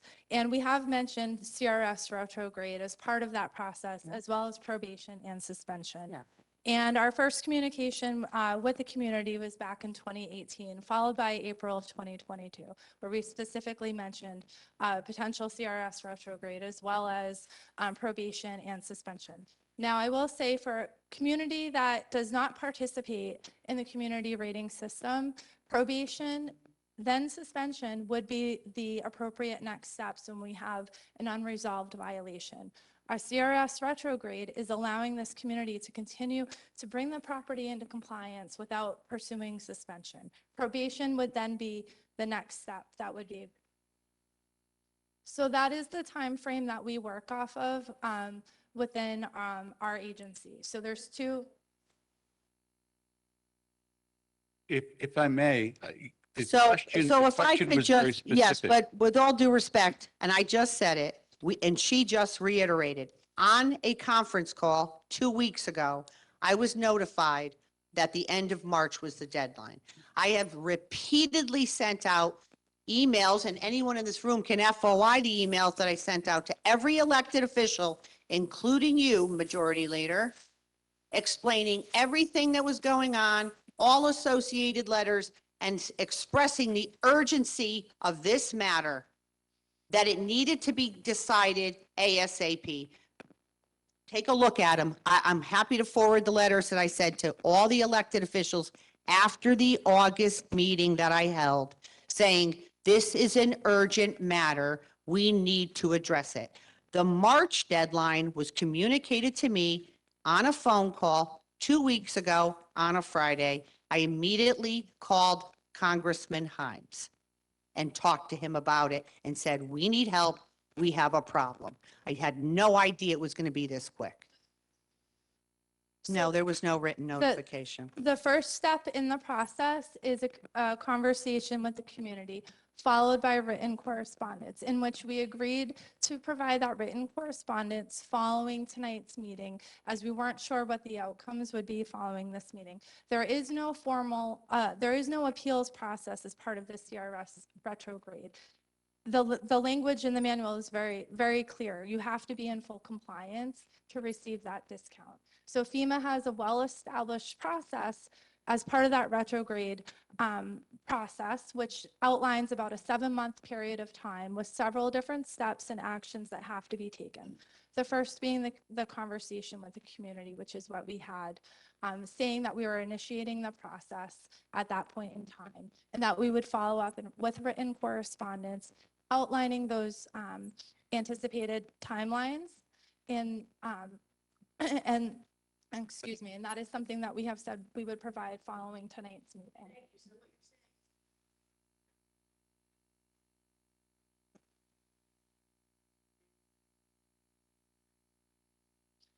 That is not correct. It was communicated to me on Monday on a Zoom call with the state delegation and the congressman and his staff that they would like to see town bodies address this situation by the end of March. And I explained this is our budget season, and having just found this out, that this was going to be a difficult task to handle. And I asked for additional time. And I will continue to do that.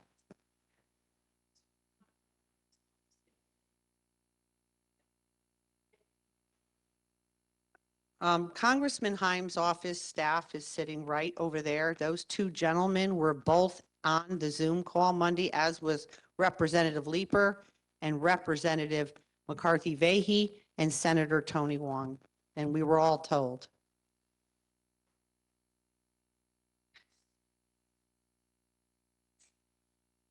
Thank you. Hi, everyone. My name is Jimmy Ticky. I'm the district director to Congressman Himes, and I just wanted to comment, as the first select woman pointed out, about the extension. In case you're not already aware through the timeline, and just in case you just didn't know, over the last several years, our congressional office and the congressman has submitted several appeals to FEMA in support of the town of Fairfield. And as was illustrated in the timeline, those were denied at every turn until an ultimate denial. And over the last several months have been engaged with the first select woman's office and then also the state delegation, which was interested in getting questions answered. And so it is because we're here tonight that the congressman requested FEMA come down to gather and to answer the community's questions, and also on Monday, where we did have that delegation with the town leadership and then also the state delegation. He is unable to be here tonight because he is not in Connecticut given the congressional schedule. But wanted to just finally point out that the select woman mentioned the extension and the information that was shared with us recently about the end of March.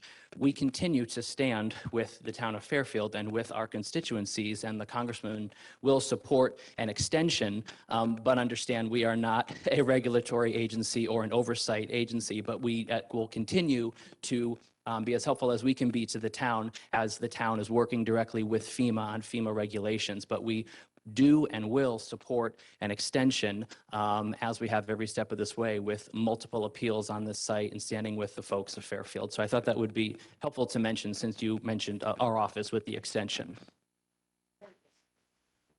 Thank you. Appreciate that.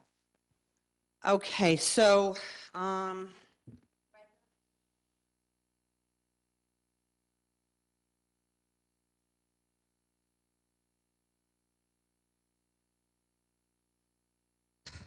I mean, obviously, Melissa talked about how 2018 is when we're first started getting notified about this stuff. The final appeal was denied, and then that's when sort of the first NOV got like, it was like, okay, you're denied, and now the original NOV is back. Like, you couldn't make your case. I don't know, Laura. I'm trying. I don't want anybody in our community to have to deal with the consequences of this. These people work for the federal agency. They're not the head of the federal agency. They're trying. It was nice of them. They came down here. I appreciate the congressman going out of his way to help us schedule this meeting, because these people don't live in the state. They are sleeping in hotels tonight. They drove down here. I'm going to work with our congressman. I am going to work with Senator Blumenthal. We're going to try to see if we can get an extension so that our community continue to have this dialogue and figure this out, how we want to move forward. And then let's move forward, because they just want us to address the notice of violation. That's it. That's it. So again, if it's knock the building down, I really hope we don't do that because I don't think that's a good idea. Fix the building and just move on from what I would consider just our community's nightmare at this point. Most of the questions I have left are just really FEMA related. They were, you know, similar to the height and the things of that nature. FEMA said they would stay and you know, answer specific questions. But just so you know, we are trying. And again, the congressman sent his staff here and I do appreciate it. We're trying. Nobody wants to see our community go through this. And especially we don't want to see people lose their insurance or have this discounted insurance change. So again, I will.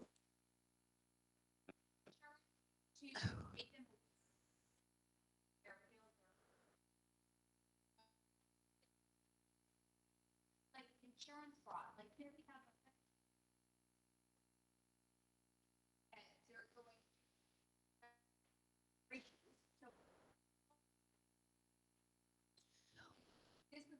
Well, the people in the floodplain.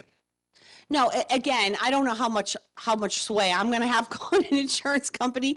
I think working.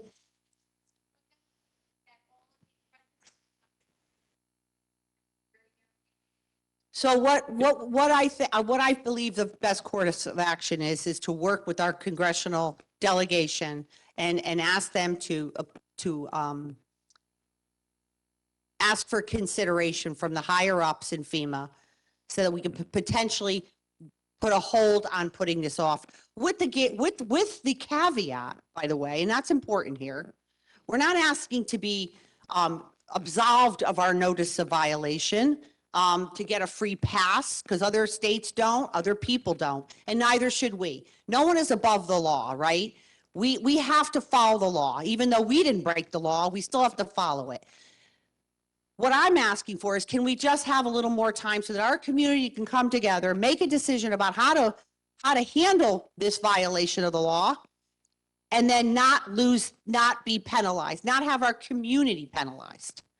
So that's the way we're going to try to do, because me calling the Department of Insurance and saying this whole thing is happening, I'm not sure. I mean, we do have our state senator here. We have I don't think if Tony even calls up and says, you know, oh, the town of Fairfield's in a notice of violation with the federal agency, don't listen to them when they send that letter. You know, I don't think that's going to help anything. So I believe working with our senator, our United States senator and our United States congressman, and there's our senator going over towards you. State senator.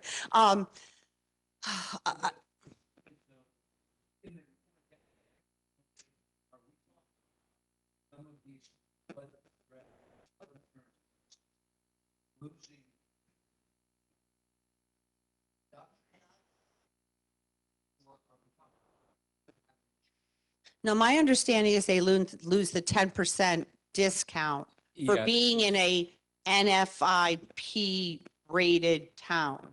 Is Yeah. that correct? Yeah, this wouldn't have any bearing on your homeowner's insurance at all.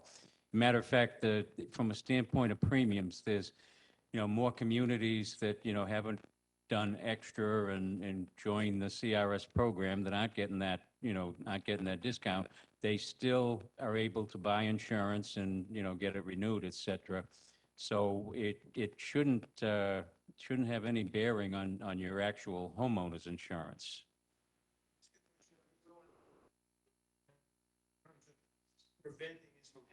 Okay, guys, I did say that I just, please, I'm not trying to be rude, but, okay, so, Who can make a decision to ignore a notice of violation? you're right. Doing it in town. So you're asking, so what I'm going to say, so the answer to that question, I think, is fairly obvious. And I've said it all along. You have to try to vote for people that you think are honest. That's all I can tell you. I honestly, sir, I mean, with all due respect, I mean, To get involved with these decisions when there's a notice of violation? but if a town attorney, if someone receives a notice of violation and puts it in their drawer, how is the town attorney going to know that? How is anyone going to know it? But he wasn't the town attorney.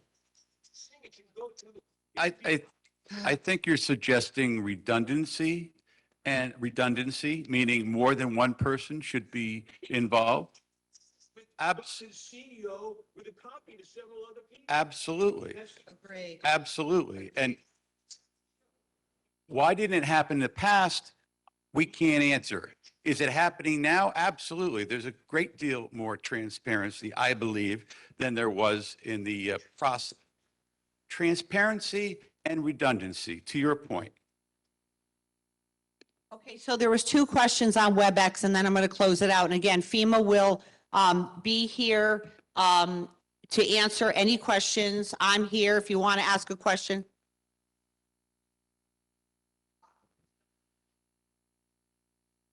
I'm sorry, there were so many related questions. All right, let me just ask these and then we'll, Say something. yes. But I have these 2 FEMA questions. Okay, then I'll wait. Why isn't FEMA giving us a grace period to correct these issues, seeing that other previous administrations, okay. Remind them the town first, okay, that's, all right, that was a WebEx. When did the town's insurance carrier realize the town's actions were potentially causing, that was again in March, okay. Ma'am, please, please feel free, I'm sorry.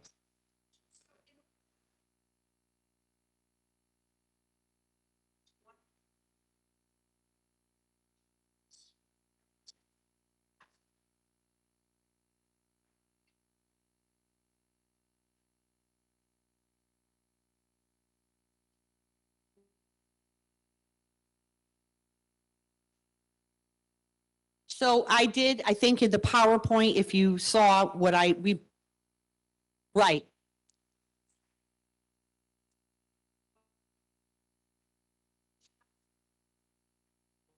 So, right, so Kyla, I'm sorry, so we did break it out to the best of our ability based on estimates. I have put this also in my newsletter repeatedly. I sent out a whole FEMA newsletter. I can't tell you how much time it took to put together. Tons of links, information. So the bottom line is, if you look back at the PowerPoint presentation, correct, and it breaks it out. So if we knock the building down, it's looking at about what. So it's just like when, it's just, all right, so listen, so when I served on the Board of Education and the RTM, and people would stand up and say, we're building a brand new school for $50 million. How does that equate to every taxpayer?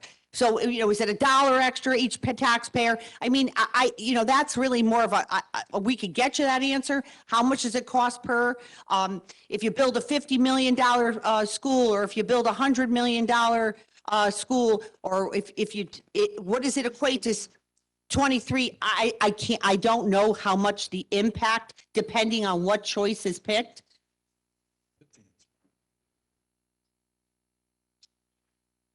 It's okay. No, it's not.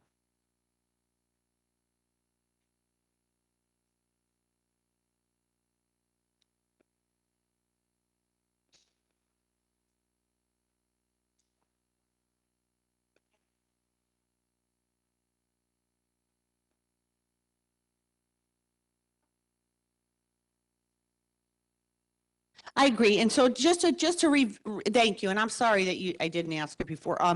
The slide that we did said just removing the fill, right? Okay.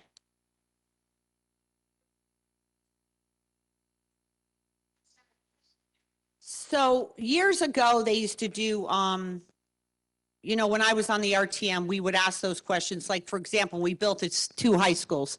A lot of people are arguing, how much is this going to cost? How much is this going to impact each taxpayer? I actually remember Jim Lee, who used to serve on the Board of Ed with me years later, but he would stand up and say, here's my $2 toward, what it's going to cost every single resident. I don't know, but we could try to get you the answers to each one. Right, based on if we just were to knock the building down and clean the soil, because remember, right, yeah, it's more complicated than just one or the other. No, I appreciate that, and thank you very much. No, don't apologize. You're good. You were patient, and I had so many cards up here. I tried. I really did. A lot of them were repeats. All right, so, again, FEMA's gonna stay, I'm staying too, and again, I am accessible by email. I think all of you know that I send out a newsletter. You can reach me through, if we didn't get a chance to talk tonight, if you want to have a chance to email me or call the office, I'm more than happy to talk to you. FEMA will stay around and answer some questions. I see some yawning though over there. I think you need a coffee. Thank you, everyone. Yes. So we weren't yawning, we're just waking up. But just a closing comment. So I just wanted to just, make you folks aware. So there's extensive communication, written communication regarding this topic that dates back to 2016. I've got a folder here that has everything in there. And all of the documentation in here represents FEMA's official position on this matter. We've done the best we can tonight to answer your questions, kind of summarize what happened and whatnot. But if by any chance we misspoke or something like that, the intent wasn't to supersede all of the documentation. But I'm told all of this is available at the town hall for anyone who's interested and to view it and to read it, that it is available for its residents. And it's communication from both our office with the community, correspondence from the community, and I believe there's also correspondence in here from the state of Connecticut. So, but again, it's a fairly thick folder, but this is really a chronology of. And I mentioned earlier, there was a question that asked if people could get a copy of the, all the letters from FEMA and so on and so forth. And we have sent most of those out through the newsletter, but we will, like I said earlier, we'll set up a Penfield page, just like the Phil Pile page, with all the documents so that people can access them and see the sort of the chronological timeline of letters that were received. One quick question,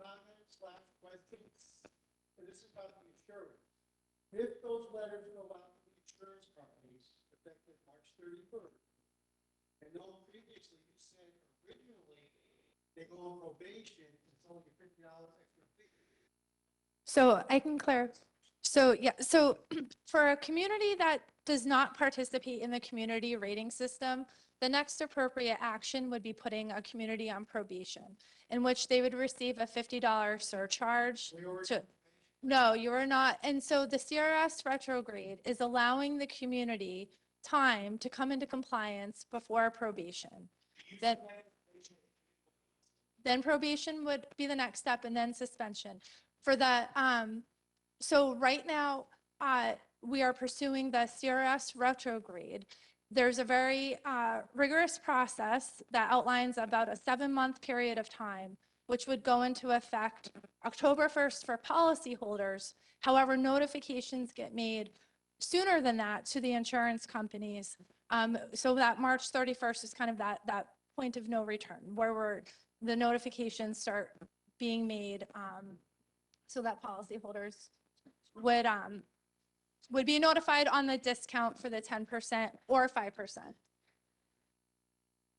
So no, this is for, sir, and I know it's hard, I know it's complicated because I had trouble understanding, it was explained to me as well. So what it is if you have flood insurance, not your just regular average homeowner's insurance. If you have flood insurance, they will notify people at the end of March that our town will be downgraded as far as our rating, which then hurts the ability for our communities members who have flood insurance and could lose the discount. That is what we are going to try to prevent by working with our congressional delegation. And I hope that answers the question.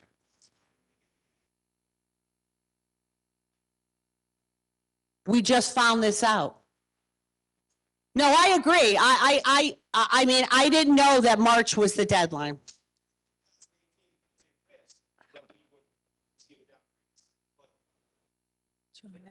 So what they're saying is that individual policy owners, and I don't disagree with that, should have been mailed something saying your town is at risk of being downgraded.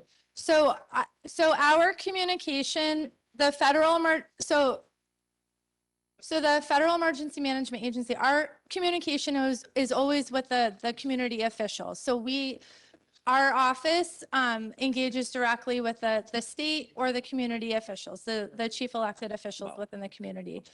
So our correspondence back in 2018 did outline the potential outcomes that could result for the non-compliance, including a CRS retrograde, as well as probation and suspension.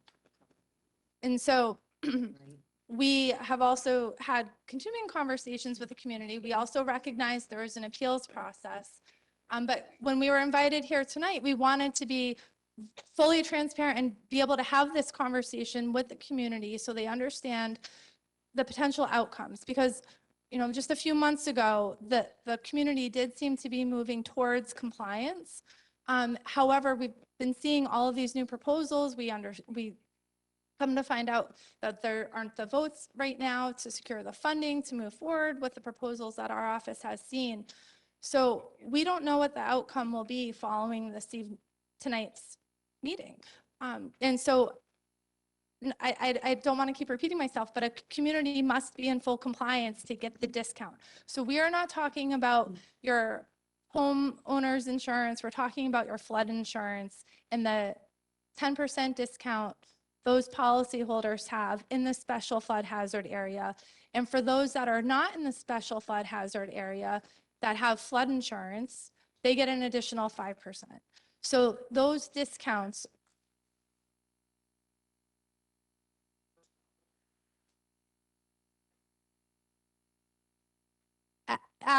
yes. No. So after October 1st, for any renewals or new flood insurance would be affected, Bob. Yeah, it's especially the new business. Anybody who comes in with a policy effective October 1st as a new business date, the companies would probably know in their systems that the discount isn't there.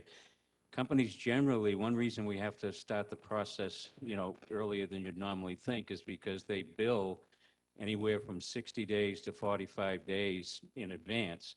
So could it happen that some people won't get the surcharge because a particular company was, slow in getting that onto their books? That stuff does happen. But October 1st would be, for new business, that would absolutely, be in effect. Renewals, it might depend on, how early a company sends out their renewal, but they're not going to do an endorsement midterm and take it away. So can I just clarify though, because I'm not sure that's 100%. I mean, I don't think they understand. So the way it was described to me on the phone with Melissa on Monday was, if your insurance, like say you bought your insurance in April and some people bought their insurance in May and some people bought their insurance in June, like, right, your policy runs, and that could impact other people in different ways. And to the other gentleman's question, I think what you were trying to say was, does FEMA have a responsibility to notify insurance companies as opposed to the town and say, hey, Fairfield's got a notice of violation. You should let your insurers insured know that this is potentially going to be a problem. And I think that could be something that should change, because, I mean, what if you have a town official who doesn't, comply or doesn't, I mean, then that puts these other people at risk. So maybe that's something that, I mean, obviously maybe to bring it up at a staff meeting at FEMA, that maybe there should be a different protocol where insurer companies should be notified, not just the chief elected official in the town, but it should be, whatever insurance companies that you provide the flood insurance discount to, that, hey, this town is having an issue. You might want to keep an eye on it or let your insurers know or something to that effect. Yeah, we actually, unfortunately, can't do that when an insurance company like the Hartford Insurance, when they sign on to be able to administer our policies as a convenience to their agents so that they can actually write an NFIP policy. They're really just a contractor that will issue the policies, pay the claims, get reimbursed, get a service fee. They, as far as like any implications other than they'll be told their technicians get their premiums from us. And they'll be told that the grade is, is no longer, the 8 and the 5 and the 10% discount. They don't question it, or, they're just following through on what we do. So it shouldn't impact, like, if you have your homeowner's insurance policy with them, that they're going to think badly of you or anything. So we just tend to update the manuals and do any changes to that program once a year. And that makes it, easier for these companies to handle.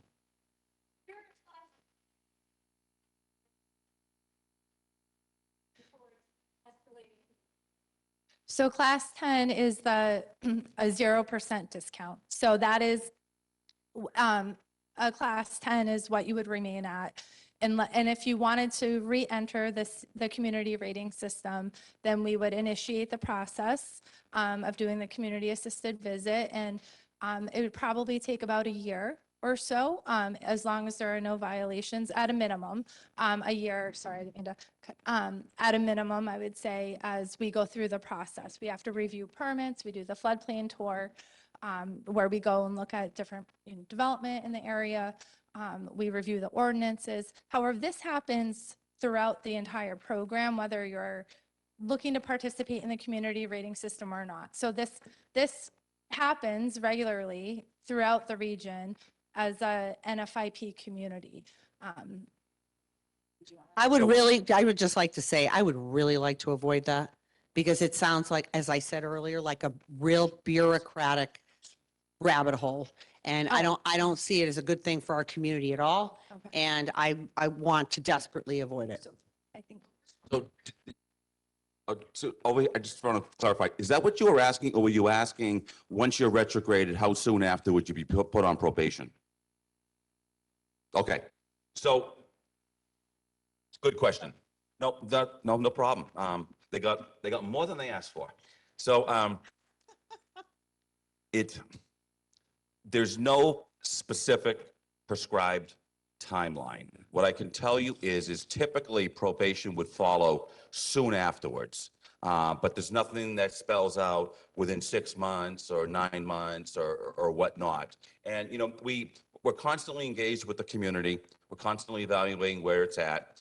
All of these situations, no two violations are the same. And there's always mitigating factors, and there's always aggravating factors. So we evaluate these really on a case-by-case basis. But as Melissa said, normally for a non-participating community, it's probation. They have some period of time to bring it into compliance. And if not, it can go to suspension. Where you're a CRS participating community, it adds another layer. So the first step is a CRS retrograde. Ultimately, we want to see the community brought into full compliance, and we want to see them remain in good standing in the NFIP. I mean, that's the ultimate goal here. But again, it's entirely up to the community. It's up for you folks to decide what's best for you. And I just,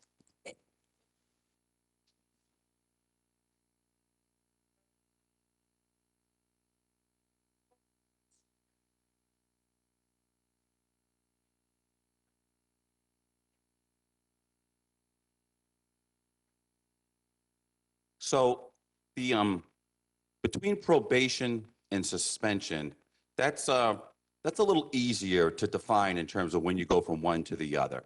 So if a community was placed on probation, but it was clear that they were actively working towards achieving full compliance, they had a plan, they had a reasonable timeline, this is what we need to accomplish, and every town's got different governments and different approvals and whatnot, then I don't really see a situation where the agency would escalate that to suspension. Now, if you have a community that's on probation and there's no meaningful progress towards bringing the community into compliance, well, then that's when you have to have a serious conversation about suspension and when that's going to happen. You're welcome.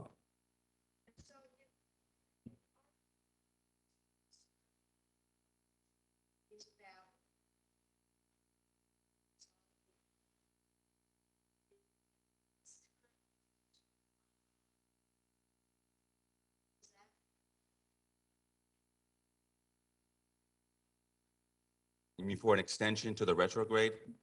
So Melissa talked a little bit about this, and let me offer a little more information, and maybe put it in context. So as she said, we didn't do anything until the town exhausted its appeals. Because if they were successful in their appeal, and they were able to successfully argue that it was not a violation, then that would have changed our position altogether. So we had to let the appeals process play itself out. And then once it did, we notified them of the violation. And we've been working with the community, and we've had some really good conversations with the leadership of the community. And last summer and into the early fall, the discussions were such that it looked like construction was going to begin in fall of 2022. And it was going to be an 18-month project. And the Penfield Pavilion would be brought into full compliance by spring of 2024. And subsequently, it's the progress that was being made in those discussions, it has stalled. And as Melissa said, we've learned now that the votes aren't there to approve the funding. There's been a lot of correspondence. We've read it all. We've answered a lot of questions prior to tonight's meeting, and happy to do so. It's part of what we do. But the progress that was being made towards bringing this into compliance has halted. So we spoke with Congressman Hymes's office, folks from the state, and officials. I think it was Monday. It was a holiday. And we asked, the question was asked, well, is there anything that we could do other than achieving full compliance to put a pause on the CRS retrograde? So the discussion was, would it be possible to assemble your 3 boards and have a vote before the end of March? And if I remember correctly, the answer was, well, it's not impossible, but it'd be an awful lot of work to get it done. And my response was, I can't speak definitively, but if you were to achieve that by the end of March, I think that is something the agency could give serious consideration to, and potentially pause this. The question was, well, what if we secured the vote of just 1 board? And it's hard to get into a lot of hypotheticals. And I explained that, there is no formal appeals process, but we're always willing to talk with folks, talk with communities, and work with them. And for lack of a better term, you can submit to us by March 31st a letter of requesting reconsideration. But in that, I think it would be very, very important for the community to demonstrate progress forward in order for the agency to be able to consider, reconsideration. Now, if the town secured votes from 1 out of the 3 boards or 2 out of the 3 boards, is that sufficient? I don't know, but I do think that if we're in the same situation we're in on March 31st that we are today and nothing has moved forward, I think a request for reconsideration, I don't know how successful that will be. But I hope that put it in context in terms of where we were last summer and where we are now, and some insight to some conversations that took place. Yeah. Yeah.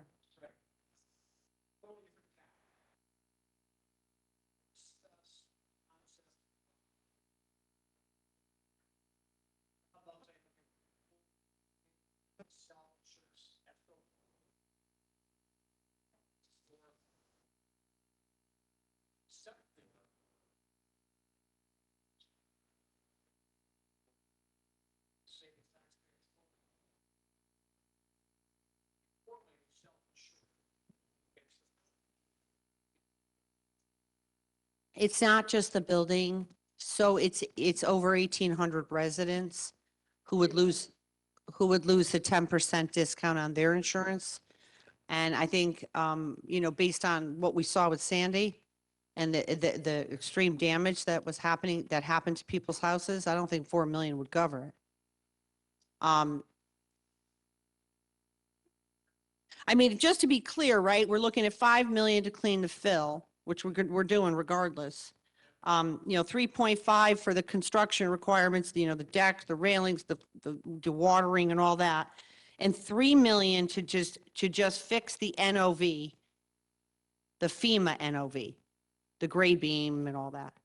I mean, listen, I mean, honestly, I feel like, listen, I'm ready to put this thing on an agenda, and let the town bodies, you know, have this discussion. There'll be public comment. Listen, if the town bodies want to vote against it, then then we have another discussion in place. But again, I was ready in November. We've been diligently working with this agency, trying like hell to comply with what they want, going back and forth, going back and forth. And so we were ready. We submitted plans to comply. They said, "Go, those look nice. We like them." And then I'm hearing no, we need a lot more information. We need this, we need that, we need this, we need that. I know where this train is going. Believe me, I lived in this town long enough. And I've been an elected official long enough to know when people are starting to sideline things and they want, a billion questions answered, delay, delay, delay. And I knew that FEMA didn't want the delay. I'm sorry?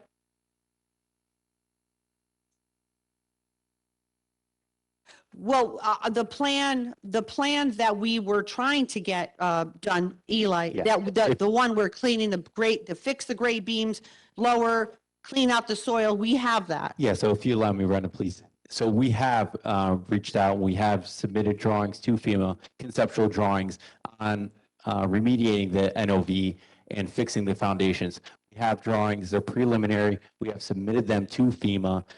We kind of 3D modeled it, showed exactly what we're going to do. And FEMA did respond with their questions. We answered the questions and there was a path forward, yes.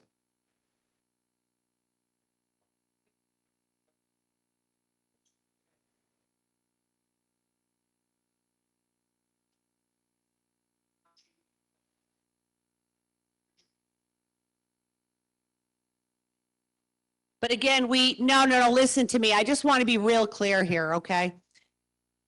4 to 5 million to clean the remediated soil. That's it. That's getting cleaned. There's nobody not cleaning that. I'm cleaning that. Then we have a breakout on the pavilion, and then all the decking and all that other stuff. I honestly think that this proposal to go forward with, while hard to swallow, believe you me, to have to spend money because of negligent behavior is not a fun thing. However, we will be in full compliance. We'll be done. We never have to talk about Penfield Pavilion ever again. Wouldn't that be nice? And then, listen, yes, I mean, listen, storms will come and go. But, and listen, if a hurricane comes by and knocks the building down, if I'm still in office, I can guarantee you, we're not going to be. If it floats out to sea, I'll say sayonara, see you later, okay? But right now, it's there. And the community really likes it. And it's a perfectly fine building, except for it has these, these gray beams that are not built at the right elevation properly. So I think if I could. Can I wanted just to add- provide some clarification on the cost. Based on the slides I saw earlier tonight, I think the cost for the contaminated soil is in the $8 million range. The cost for the No, it's 4 million. If we were to take the building down and just go and clean it, it'd be 4. If we clean the soil with the building there, it's more tricky, it's 5. Okay, and the cost of the grade beams? Brenda, Gray beams is approximately, you want to talk? Yeah, just allow me just to explain. So on the previous slide, you know what, I can pull it up here. We switch to the slide. There's three different categories that we split out. There's one that is remediation underneath the building. While the building is still there, is $5 million. There is work that needs to happen prior to remediating. That's access to the remediation. So that includes removing the building skirting. That includes, removing the decks, resupporting the deck roofs. We are removing, it's estimated right now, 4 to 5 feet of fill underneath the building. You're going to have to support the building while you're remediating underneath it, right? To structurally make sure the building is sound.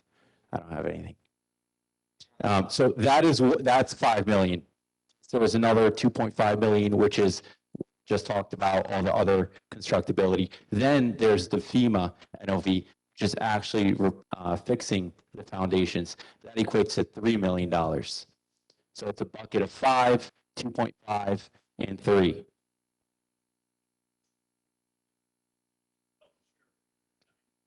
Can I address that question from the back? Because I don't think you got a clear answer. The clear answer is this. What you're suggesting is that the town does not comply with the law. And that's what got us here in the first place. And this administration is not going to ignore the law or federal agencies. We're going to comply with the law.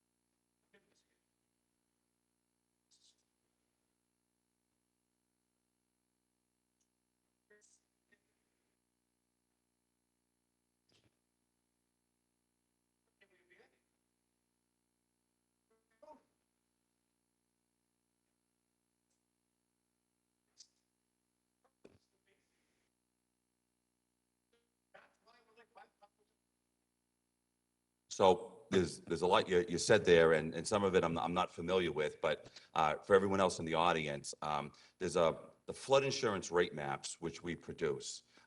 They don't just show up on the town's doorstep one day. There's a long process that goes into place in producing them, and then once they're done in draft form, we meet with community officials. They review them. Once they're satisfied with them and they feel as though they're accurate, there's a 90-day appeals period in which there's 2 public notices. Anyone can comment on the maps if they feel as though there's an inaccuracy or whatnot. And then the agency works to resolve all of those appeals. And then the maps are formally adopted by a vote by the town government before the effective date. So it's a long process. There's a lot of sets of eyes on it. And there's engagement with both our agency and the community before they go effective. So,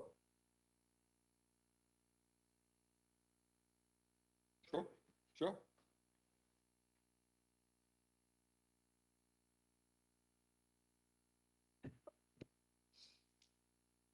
So I'm the one that said we would stay here as long as there were questions, and we will. We will. So, thank you.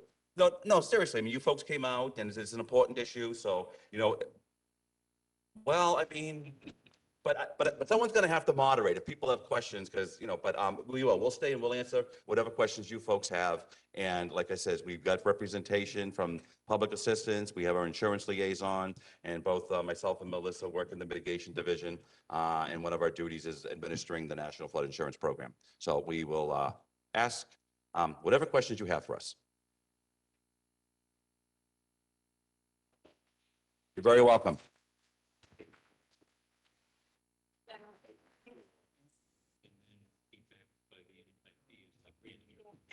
Well, everyone has difference of opinions, and you have to share them and ask questions. So that's the process.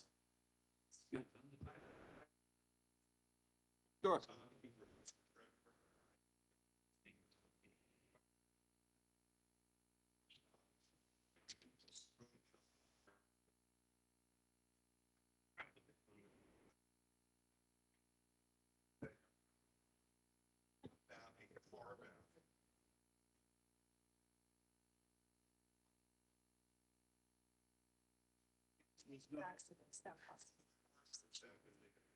Somebody specific. Yeah, for anyone who didn't hear the question is, we thought that perhaps a way to resolve the issue was by removing this one building from all the buildings and basically carve it out. That's the best way to put it, is to carve it out in terms of the coverage.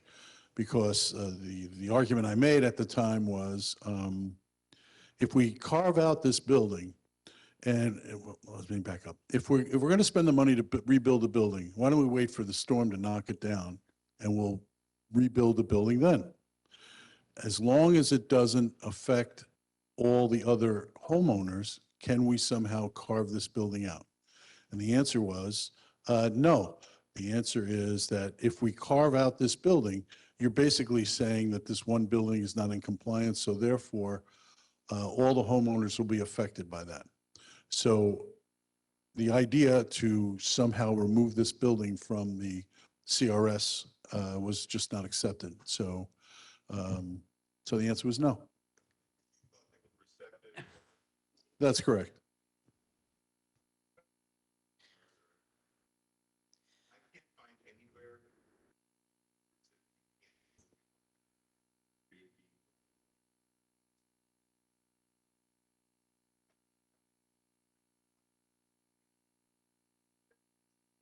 Yeah, I think it's 60.3E, I think, it's in there.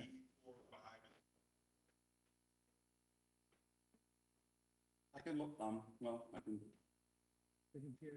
Oh, she's got a hard copy, so that's. Sure, yeah, absolutely. Okay, so,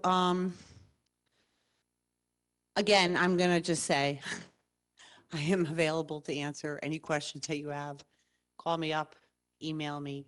I will forward to the regulating agencies, but as I said before, and I'm going to say it again, I am willing to put the proposal that I believe is best for our community on an agenda and try to move this forward. I will work with our congressional delegation to see if we can get some kind of extension so we can get these through the town bodies. And I don't know if you're familiar with our form of government, but it's not very easy to get things done.